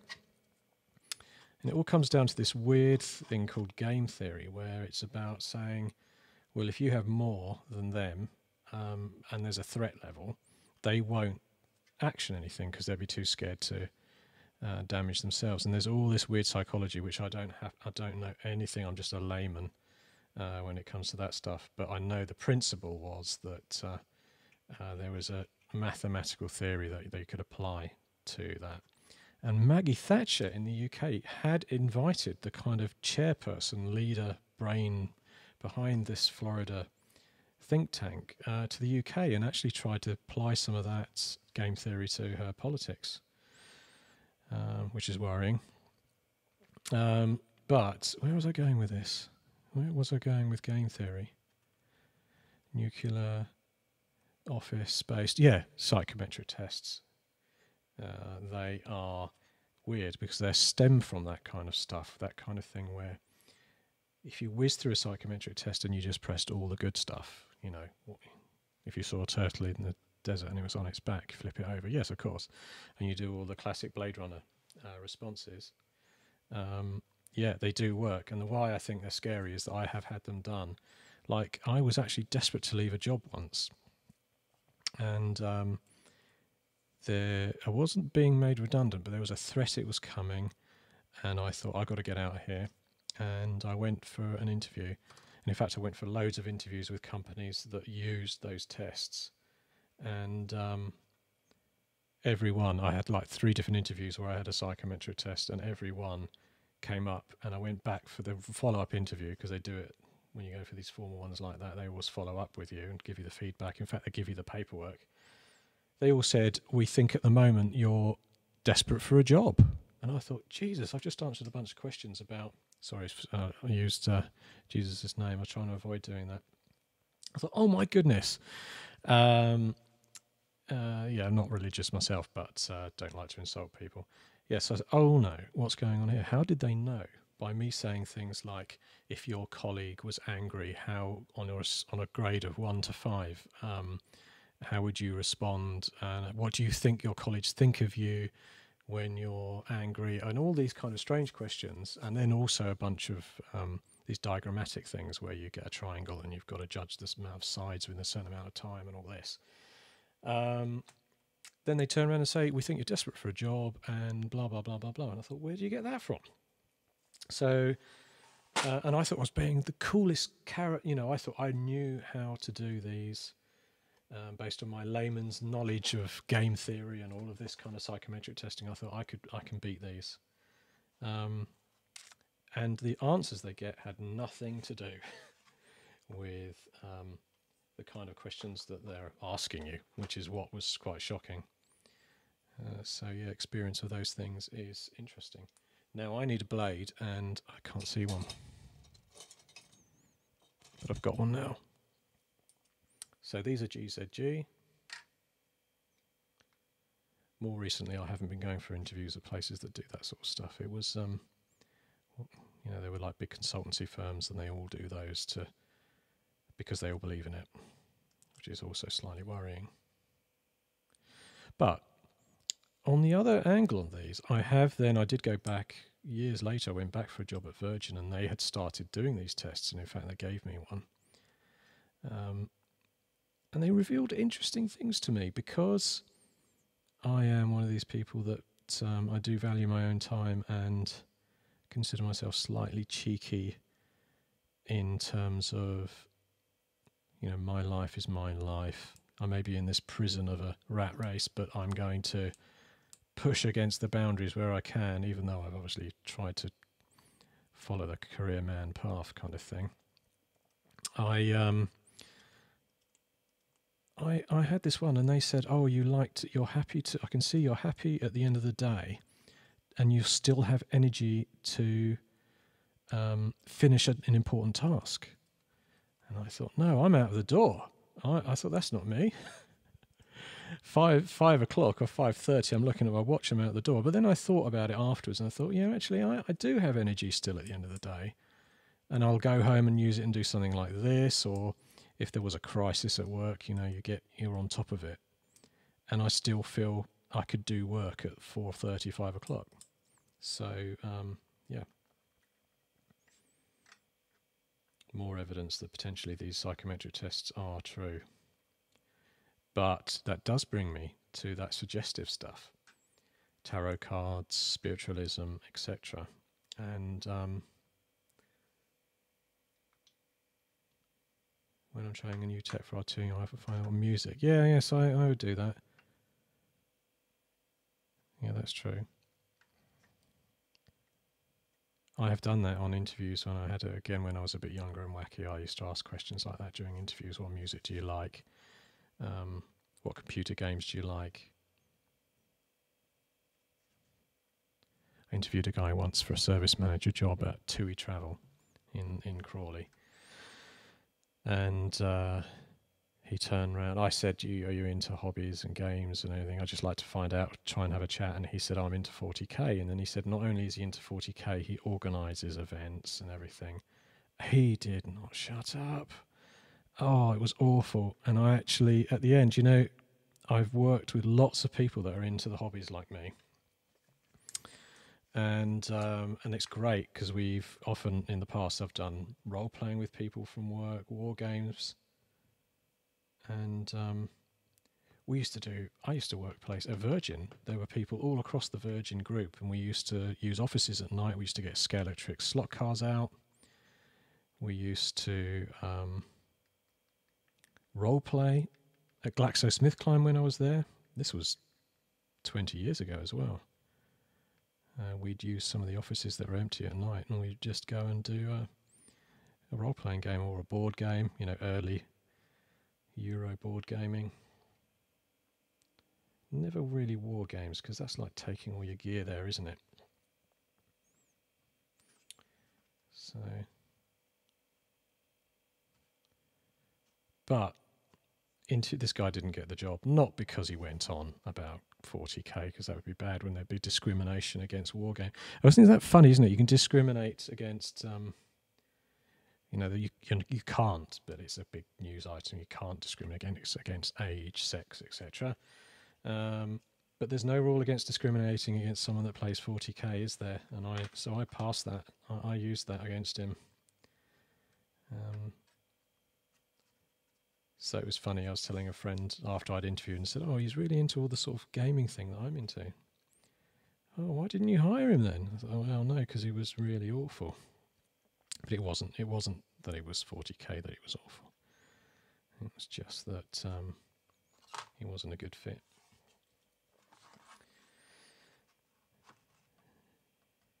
Yeah, and he was a Games Workshop crony.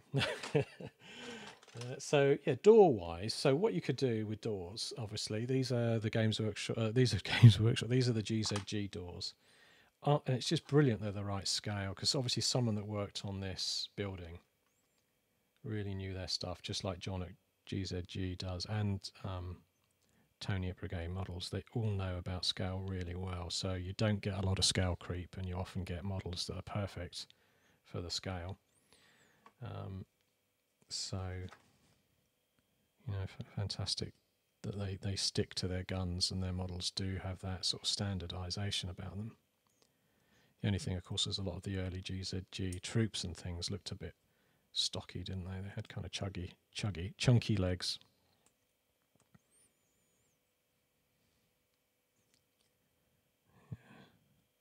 Yeah, it is more about the bottom line these days.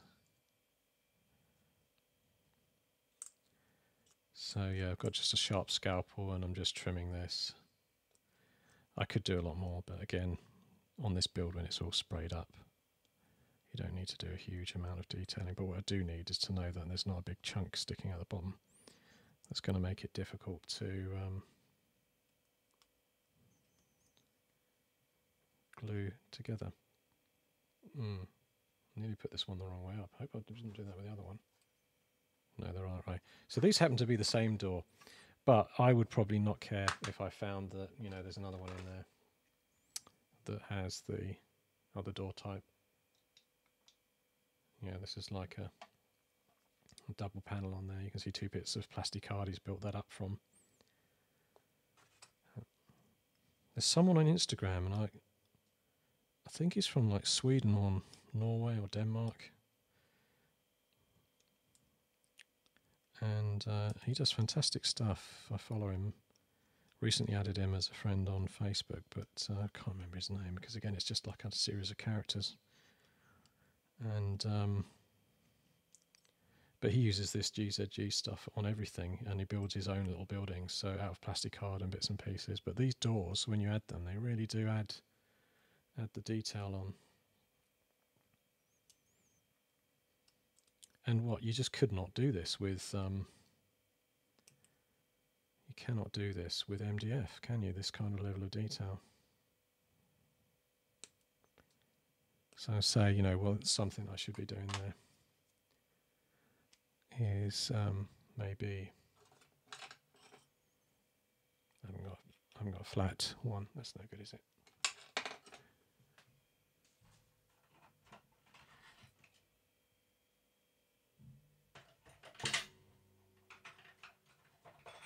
I can see a flat file over there. Yeah, I mean, this is really what I should be doing, is getting a flat file and cleaning them up as well. But, you know, again, like I said, when they're on here, they're going to be dry brushed up, and just because they've got a little bit of a rough edge isn't the end of the world. That one needed a bit more of a clean up. I've done that one now, cleaned it up, and I'm not doing that one, putting this one on.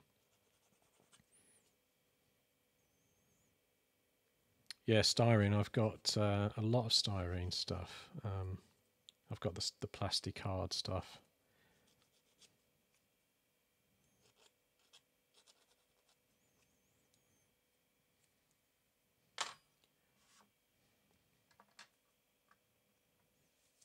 So that's obviously proud on there.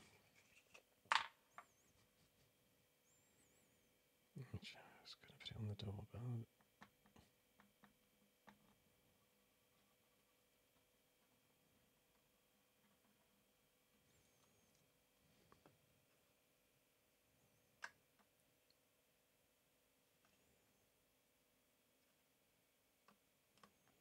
it's actually it's hard work, this, because if you don't get that directly perfect, it's gone on forever.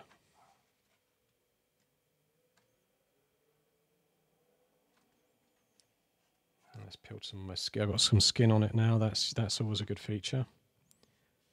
That is on good enough.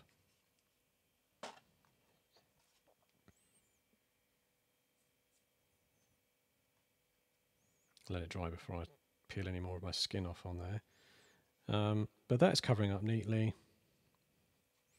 They may be proud, but that's going to actually end up being more of a feature than it is anything else, in the sense that it kind of gives the whole building a bit more of a 3D presence. So these are the challenge. These you can pop because they're cardboard, and you leave them open. So, you know, if you were detailing this in one way or another, you might want to pop that open and have one door open with something coming in and out. I'm going to put these on, or maybe the other ones are these, I don't know. See, that would go in. That would go in with just that bit cut down. So I just have to clip that down, and not only would it go in on the side there, it would also fit top to bottom really quite snugly with a little bit of trim there. You'd end up with some door behind, but I think once that's in, I'm going to do it to see what it looks like. So I'm going to use I've got a couple of different grades of clippers I use. I have these really nice ones, which are Tamiya modelling, Japanese build. and I use those for all my plastic kits. You know, Games Workshop did that range of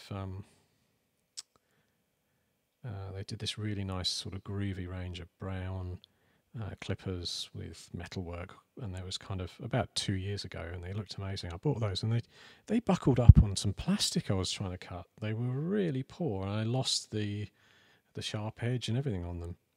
They were really cheap, but they charged like 12 quid or something for them. I thought I was buying into a luxury item, but when I saw them in the shop, I thought, oh, this is interesting. Games Workshop branching out, doing high quality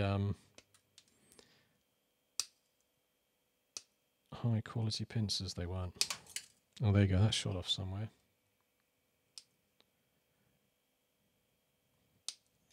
There's always a certain amount of clipped off stuff somewhere in my room, tucked behind the floor somewhere. So, you know, you vacuum, hoover, and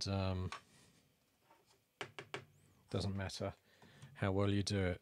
If I got down on my hands and knees and went behind, there'd be sort of bits of stuff off models.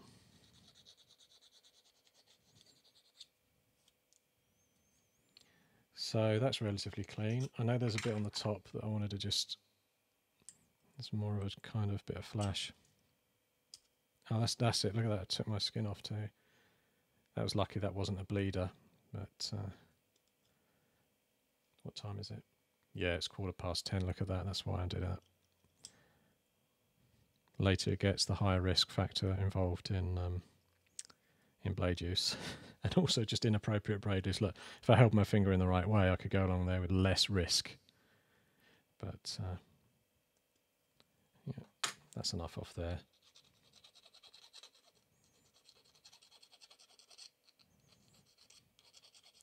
Yeah, I mentioned briefly in the whole game theory thing and the psychometric tests that appear to work. But I have this thing, and I don't hold out that there isn't spiritual stuff out there. I let people believe in it without, you know, as long as they're not flat earthers as well. But I let people believe in whatever they want, religion-wise.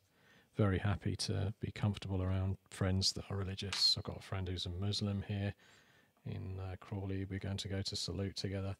So all of that's great, and I'd sort of I give him, you know, any belief he's got. I'll let him have that. I don't want to argue that out with him.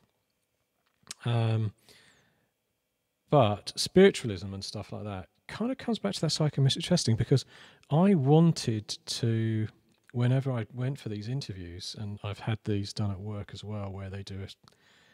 They grade you and they look at what you are and give you a colour and profile. I sort of felt that you kind of read into it what you want to believe, don't you? I go, oh yeah, I was looking for a job. Oh, that's why they said that I was desperate for a job when I went to do that test. So yeah, I do. There's a degree of that. There's a degree of reading your star sign into it.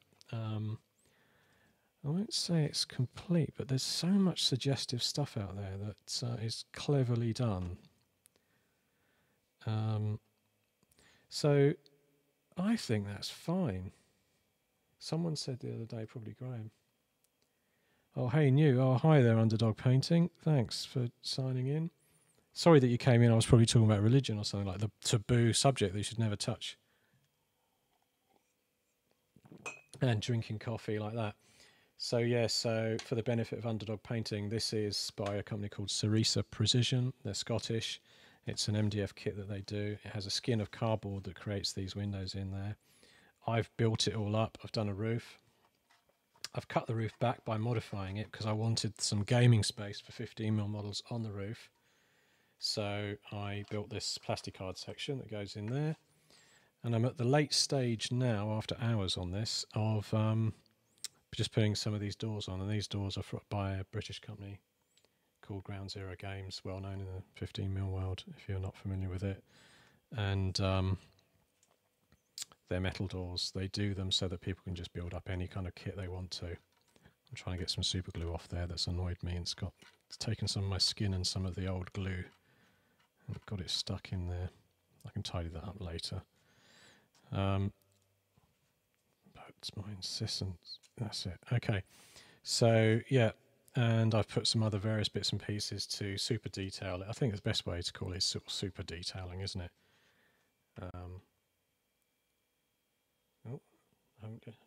Just checking I haven't lost the stream. Just had a technical weirdness happen on my screen. That's okay, went into standby.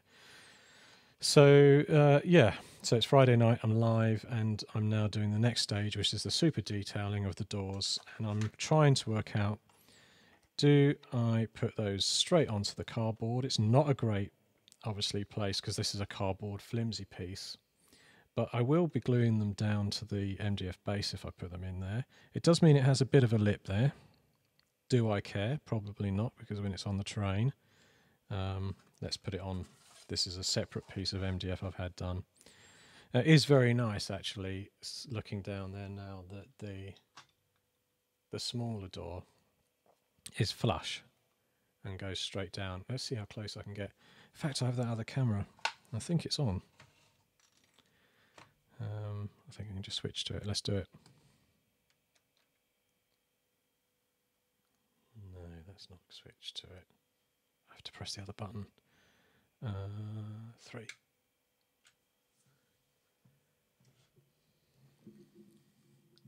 So I've mentioned earlier these massive lights I've got. They do make me warm.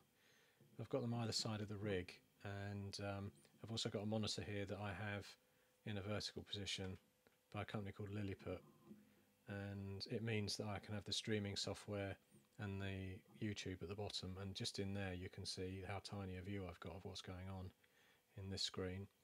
And then this is where everything's going on. This is a GoPro I've got in my hand, which you can't see because it's the camera at the moment. But it's handy because it's a bit smaller, and you can. I've got a GoPro GoPro don't do actually. GoPro don't do macro lenses because obviously they're all about outdoor sports. But if you look around on the web, there's the companies that do these little lenses for like £5 or something, and you just need to stick them on the front of your GoPro, and they give you this amazing ability to zoom in. But of course I haven't got the bloody light on it there, so you can't see what's going on. So I move it around this way. Try not to get too many cables in the way. And you can see that these nice little doors are flush with the base that I'm going to use. Like also around that side, nice and flush. Here's a 15mm model to see the scale against the door. And so of course I could glue this whole building down onto this base first, and then sort of lean the door in, and once that's painted black or whatever it is behind, you won't see that there's a panel in there. But I think I'm probably going to put it in.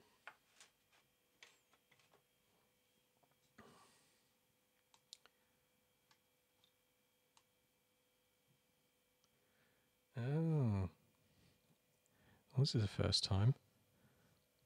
So someone's come in, Underdog Painting, hello, and you've said come and check my channel out. That's interesting. So I'm going to be friendly, even though obviously I may lose audience, my huge audience here at the moment, thousands. I'm going to show them your post.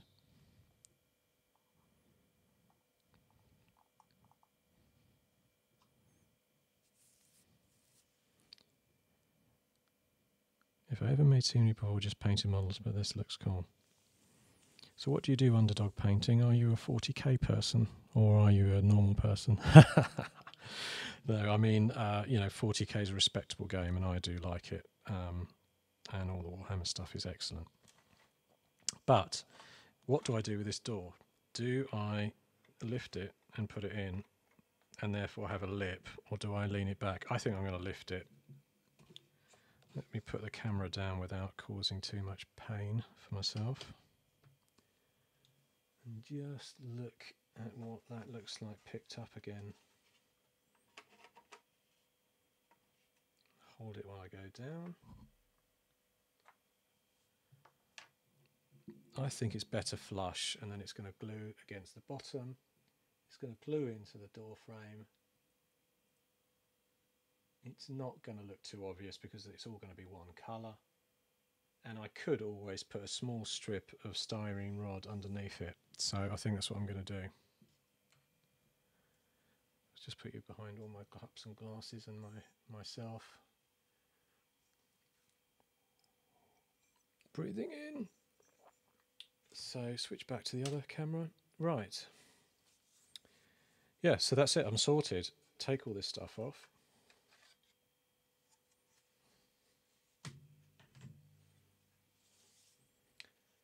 For me, it's doing the actual minis. You should try it. Yeah, it is good to do that. It is good fun doing this. So I'm going to super glue it in. I'm going for it. And as I said, what I'll probably do, if I can get the right focus on there, I can probably put a tiny bit of styrene rod along the bottom there.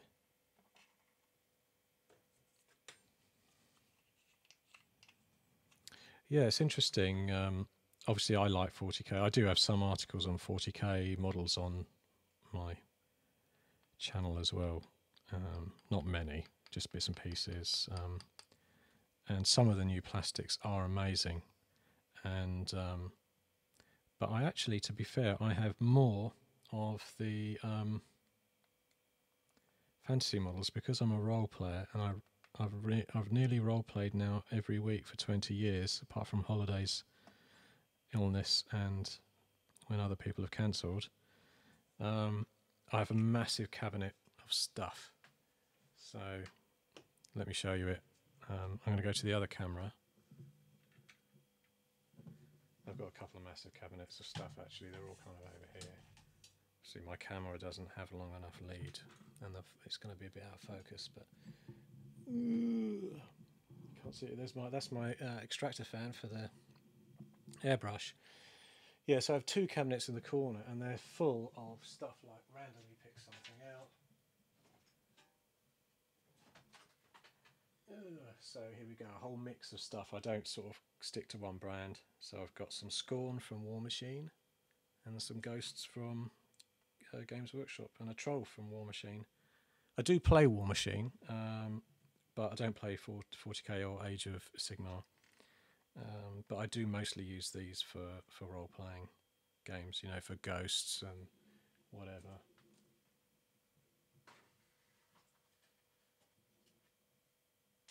So I have all sorts. Yes, I have all sorts in there for gaming. And I do all that classic, you know, you put a dungeon layout down and use the models in the game. Back to the other camera, stop rambling off on something there. So that's neatly on. I'm happy with that door. I think I might put a bit of styrene rod. Got a variety of different pieces of styrene.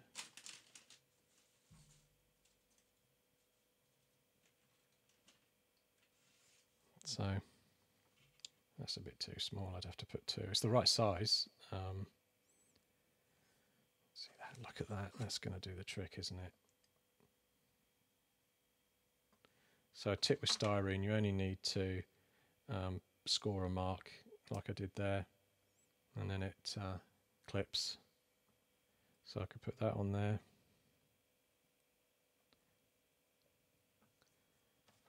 Is it going to be enough to have two of those bits? Potentially it needs three. Thinks twice about whether that was the right idea. It's now glued itself on from residual glue. I've got a bigger piece. I think it's too big. It's always going to be the wrong size, isn't it? Yeah. That's too deep. I'm coming back to that. I need more time to dig through all my various styrene pieces. In fact, probably I've got this sheeting, and this is probably perfect. That is perfect. So I've got this big panel of sheeting, and that is probably 1.5 mil, perhaps. But it's the perfect size to sit underneath there to make it flush with where the floor is. And in fact, if I made it slightly bigger, it would be like an interesting sill coming out from that. So, better get some more doors in.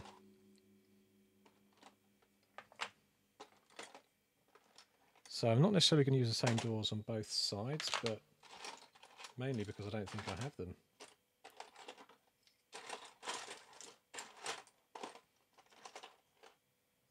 Well, obviously I'm going to use the same doors on this one piece.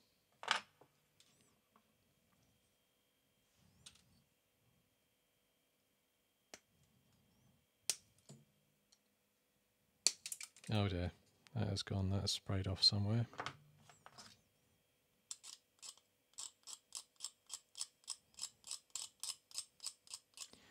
Handy tip, scraping.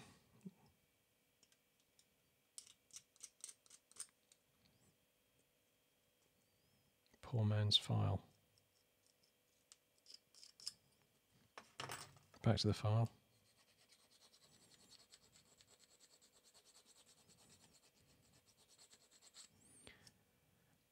Again, quick clean-up job, nothing too comprehensive.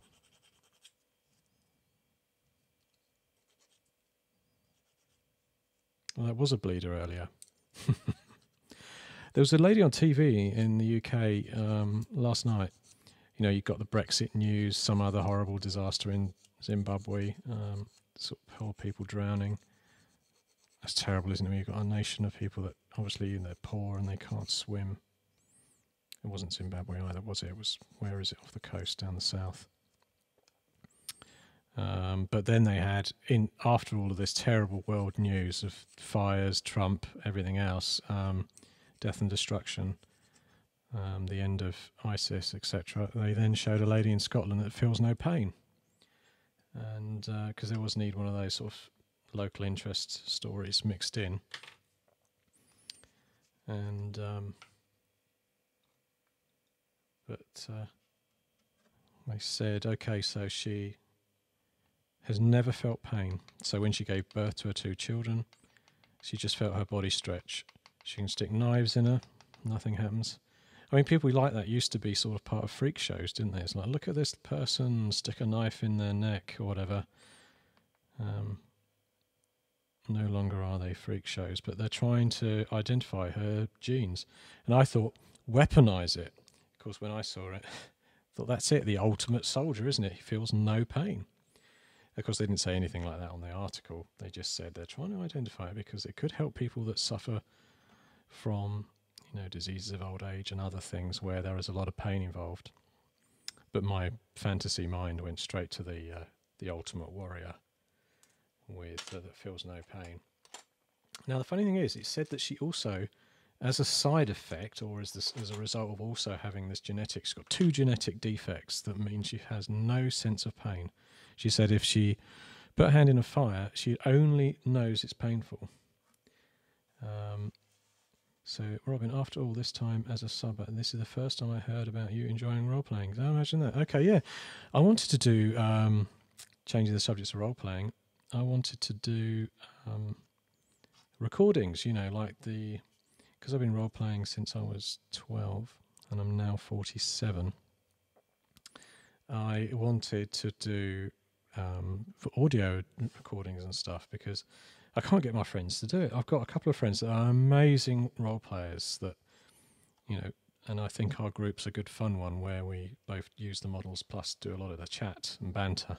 And we have had such good laughs over the years and years of good stories. Which is just, you know, it's like sitting around a fire and telling a tale, isn't it? It's modern passing down stories. But it would be nice to record them, and I'd never done it. So I do try and listen sometimes to those American sort of blogs and various YouTube videos and things, but I haven't really got into them. But yes, yeah, I like role-playing. I like all the old school stuff. I'm very much into, you know, when I started role-playing, obviously I'd read Lord of the Rings when I was young and The Hobbit. I was lucky, actually, my teacher at school, when I went up to secondary school or high school, he made it our first sort of serious English book to read, The Hobbit. That was very lucky for me. But I think I would have come to it anyway because my mum, when I was really young, got me into, you know, Narnia. She got me into, even younger, Peter Rabbit and all of the Beatrix Potter stuff. And Winnie the Pooh, which was the ultimate fantasy when I was younger, because I lived near where A.A. Milne did all of the, where he based it all. 100 Acre Wood is in a place called near a place called Ashdown Forest, and my parents took me there to Pooh Bridge and all of that stuff, which is now full of Japanese tourists. And the reason for the Japanese interest being so massive is that there was a range of licensed English books that, 30 years of Japanese children have been taught basic how to speaking English from Winnie the Pooh. And so anyway, coach loads of Japanese people now if you go over to East Grinstead to where the Ashdown Forest is. Back to role-playing, yes. So this is interesting because that's going up there and it's got a lip, so I've got to make sure that this is going to sit flush with it. That's going to be tricky. I mean, that is perfect fit, but I'm now worried about how I'm going to glue that on without causing pain. It would be nice to glue this to it and then therefore slot the door in. I think I've got that just about perfect though. I'm getting dry. Drink.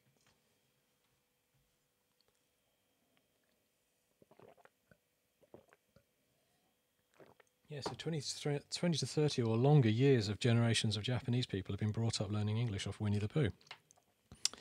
So they love him. And of course they do like their characters out there, of course, don't they, already? All the Studio Ghibli stuff. I was lucky I visited Tokyo a few years ago, and I can see that just needs to go over that line. And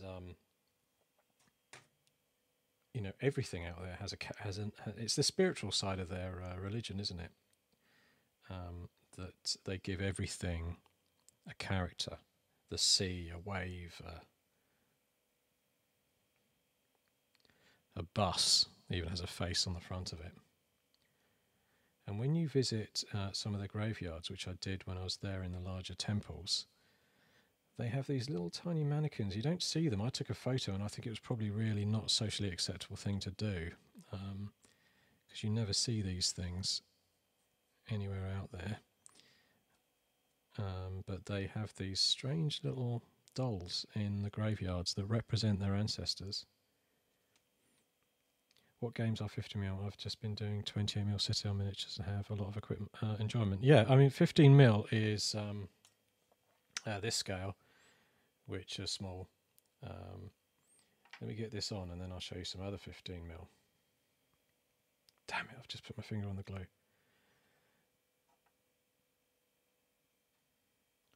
That is it, I am glued on there. So I don't know how I did it, but that has gone on totally perfectly. I'm going to just put that in. Oh, wrong piece. Yeah, that is perfect fit. Yeah, as I was saying earlier, when you put super glue on this MDF and then any other thing that you're going to glue onto it, it's just going to stick like crazy instantly. So whereas with MDF, when you're... Oh, I've just burst a window again. I've been doing that all around. But when you put this white glue, which I'm using all for putting these buildings together, you get some time to move things around. Super glue on these metal doors going on there, you have no time. And I've left a tiny thin gap down there, which I don't like, but it's too late. I'm not going to pry that off just for a tiny gap that's barely visible.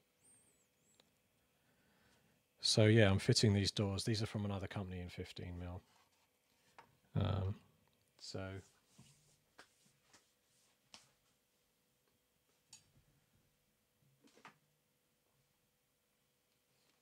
15mm scale models they've been around for about 20-30 years. It started actually really with a role-playing system called Traveller, and Games Workshop did them. Games Workshop did some of the first 15mm models.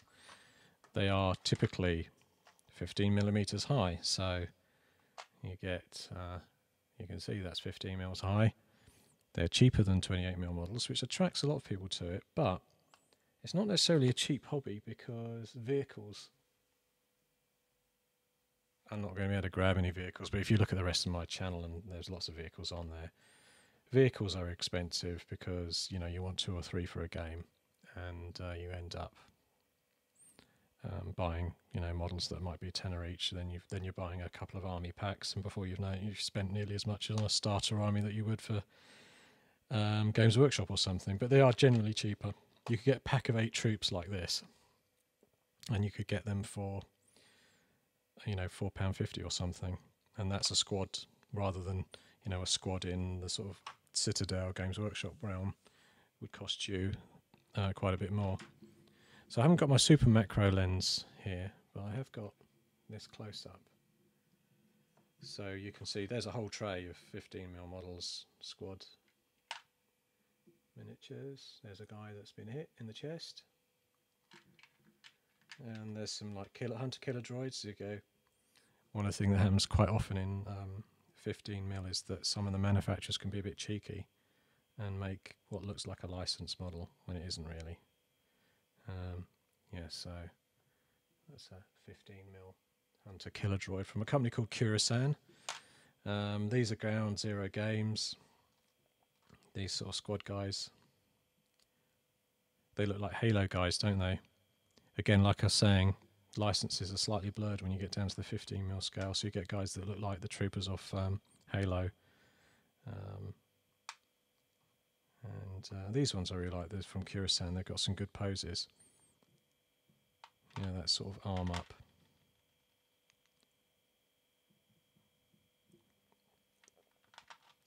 So I have boxes and boxes of these and loads of vehicles. These are some droids. When I first started 15mm, I'm a big Battletech fan, so I like the hex bases from Battletech, so I sort of use those from some of these specialist drone control units and stuff like that. Yes, that's what I'm building this terrain for. And I have a load of other terrain already done.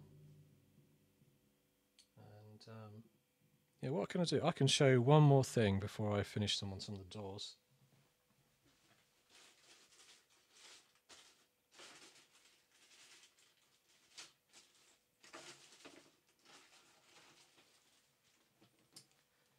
Yeah, so this is a 15mm vehicle.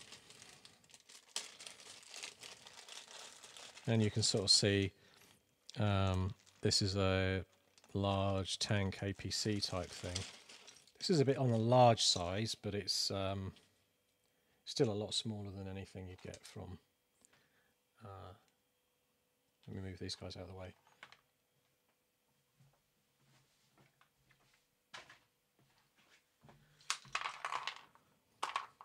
So some of the things that people do with 15mm is they make them look really good in sci-fi, so they look like something you might see off Prometheus or something like that, you know, Aliens. So you can get Aliens APCs and things that look about right.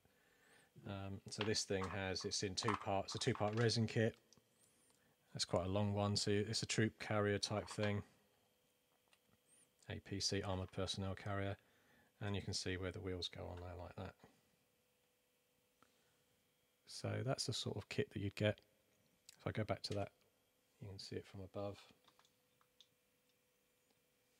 And you'd use that. That would have some stats in a game like my game, Grunts, and you've got a gun that sits in the top there.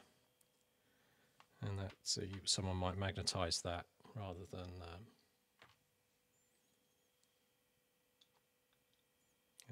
so nice detail on there. I let one of the wheels fall off, but it's nice. This one from Harold. What's Harold's company name? Come on, if Graham Priestley is still watching. This looks a bit Halo as well, doesn't it, really? But it's a car. It looks Batman/Halo. Yeah, so some people get really into their 3D design. This has obviously been a 3D design and printed and then cast in resin, and then you can buy multiple copies, obviously. And others are more just like modern sci-fi tanks, you know, traditional APCs. So those look like some other weapon pods that fit on there.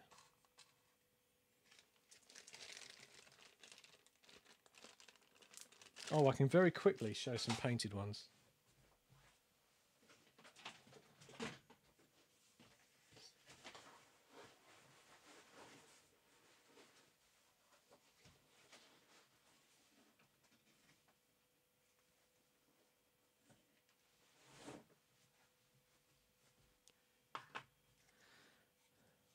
So sort of range in sizes there. Get the focus on them. Get a trooper out. So that's an armoured personnel carrier. It's got a thing on the back. I use some Games Workshop sort of tubing, bits of plastic on top, and that's like a flamer, isn't it, from Games Workshop? I've added on top of that. This is from Ground Zero Games. They're both Ground Zero Games models. That's metal, that's heavy, but again you've got that sort of sci-fi wield. So you're sort of a mobile gun. So you can see it. I've done camo, airbrushed, and then washed with various bits and pieces.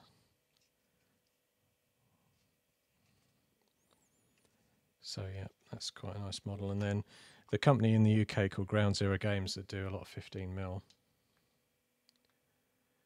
They do lots of nice speeder bikes. This is just one of their older designs, but they've sort of beefed these up. There's probably about 6 or 7 of these speeder bikes from Ground Zero Games, Ghg.com. And yeah, that's the Halo Star guys on there again. I think in the Ground Zero Games world they call them FSE, which is Federal Stats Europa, which are kind of like French troops. I think I'm right. Future French troops, yeah, and this is from them as well, just a smaller, chunky APC. I use that as an urban vehicle with a flamer on. So you can see the sort of size of them. If I got a game, I do have in the garage some Games Workshop tanks, but they're like sort of like this compared to these. You're talking about very small here, as you can see with my hand. But they're heavy ones. Some of them, like that resin one, are a bit lighter.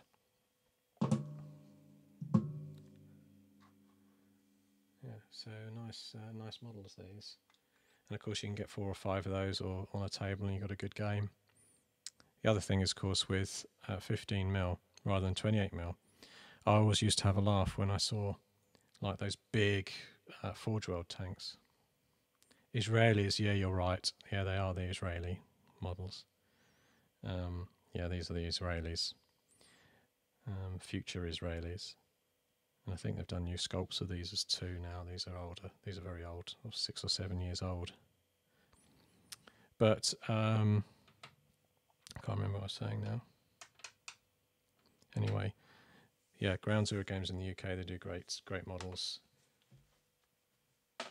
So do Brigade models, they're good as well for 15mm. And there's so many rule sets out now. Obviously mine, I've done a rule set called Grunts 15mm, which is a wildly popular game. And yes, there's lots of others. I can't sort of list them all out because I can't remember them all. But what's that one that that big UK publishing guys that did the? I've got a copy of it. I buy them all as well because it's always worth trying them out. Now that's a bit of a problem, isn't it? That's a bit too small. Now I'm going to have a quick hunt around.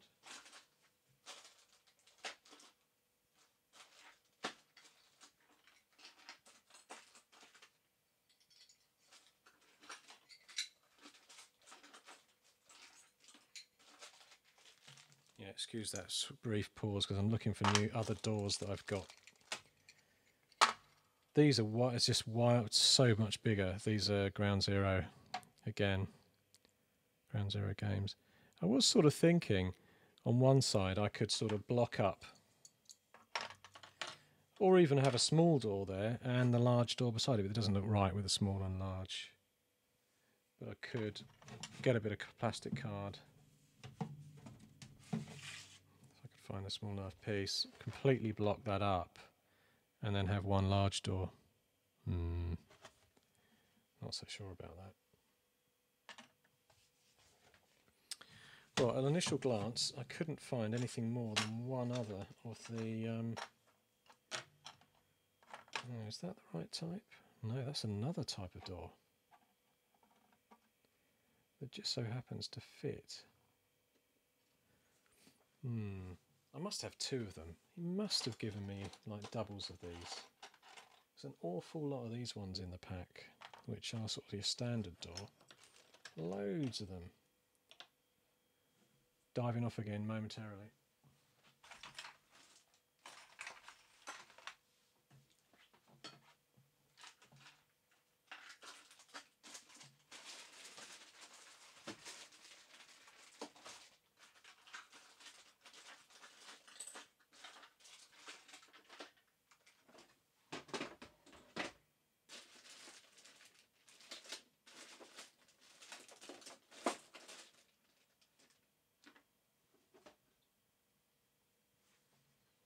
Yeah, that's a shame. Can't seem to find any other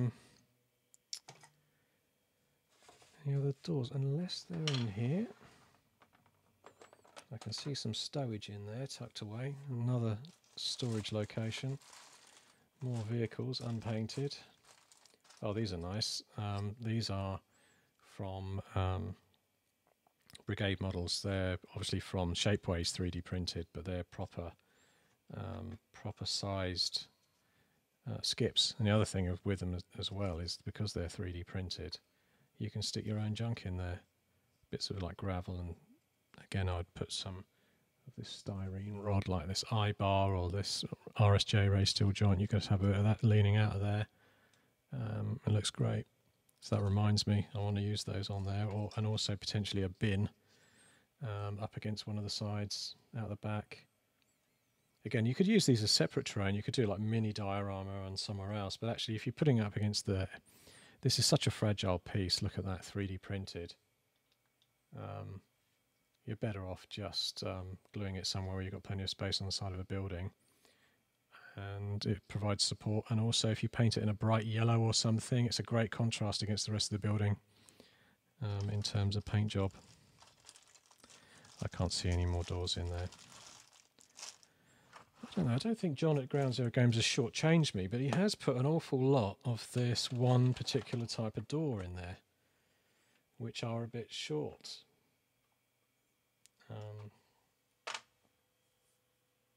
looking around and I'm thinking I'm going to go into another box I've got down here and have a look in there.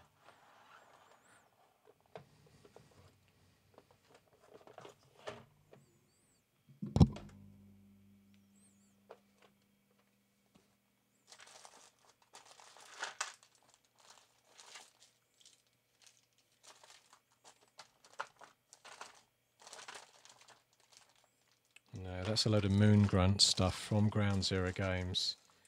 And some a fantasy model.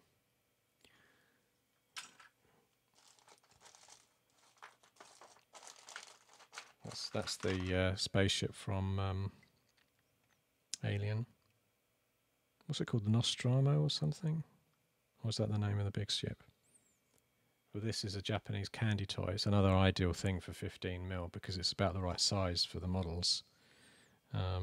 Obviously, you run the danger of you're in danger of playing a game where someone instantly goes, "That's from Aliens," and kind of destroys whatever magic you've created with your setting, where you're saying this is the far future UK on Mars or something. Oh, and there's the ship from Aliens. So are you playing Aliens? No, we're not. It's just like the ship.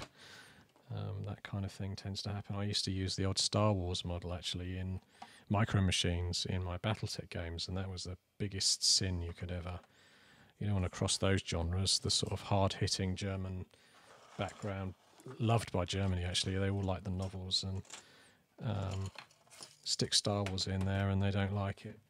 The BattleTech sort of fraternity. But there's nothing wrong. You don't want to always like stretch the boundaries of whatever creative stuff you're doing. So I only have one of those doors. I can't find the other one, and so I'm going to end now, I think. I do have another one like that. So again, reasonable fit. A little bit of filing required, but they're on there. Yes, they're different than the doors on the other side, which is annoying, the ones I've put on there. But equally, when you see this on the gaming table, there could be a reason why they have more secure, heavy looking doors on the other side than these ones. Well, I'm not going to glue them on because I'm going to dig around before I do it. I'm sure I should have another pair of those. These ones are nice if you're building a layout, but they're not suitable for these, you know, or if I was going on the back of one of these other sections. I wanted to put a SCIFI door on there. That is not bad. Cover up the crack maybe on there. As I say, with this one I've got to put the plastic hard stuff on the top, and I'm going to put a hatch on there too to sort of give it somewhere to get up from that front door there. Actually, that reminds me. Oh, there's also these great little doors, these bulkhead doors that they do. Ghg. And, you know, that sort of submarine inner door. It's more of an inside door, isn't it? But actually, why not put it on the side there or something to rust it up, weather it. It's going to look pretty interesting. So back to this door. I'm going to keep it in keeping with the others, actually, though. I'm going to use the one with the round window. And actually, I just noticed there's another one down there I haven't done. So yeah, feeling now that I've been going on for ages, I'm going to stop. I'm going to change to 2. Hello. It's back to me again. So thanks for listening in. And yeah, I've been rambling on, painting there. Well, not painting yet, but I think on the next one of these, I'm going to have this primed. And the detail's going to be on. It's going to be glued down onto this base. So we're going to be working on some of the painting and weathering up some of those doors and things. So I am now moving on to the next stage for the next video. So thanks again for hanging on in there, the people that have, and see you again soon. Cheers. That's going to take me about a minute to try and turn off the stream. Here we go. So I think I am now ending the stream. Cheers for listening. Have a good weekend.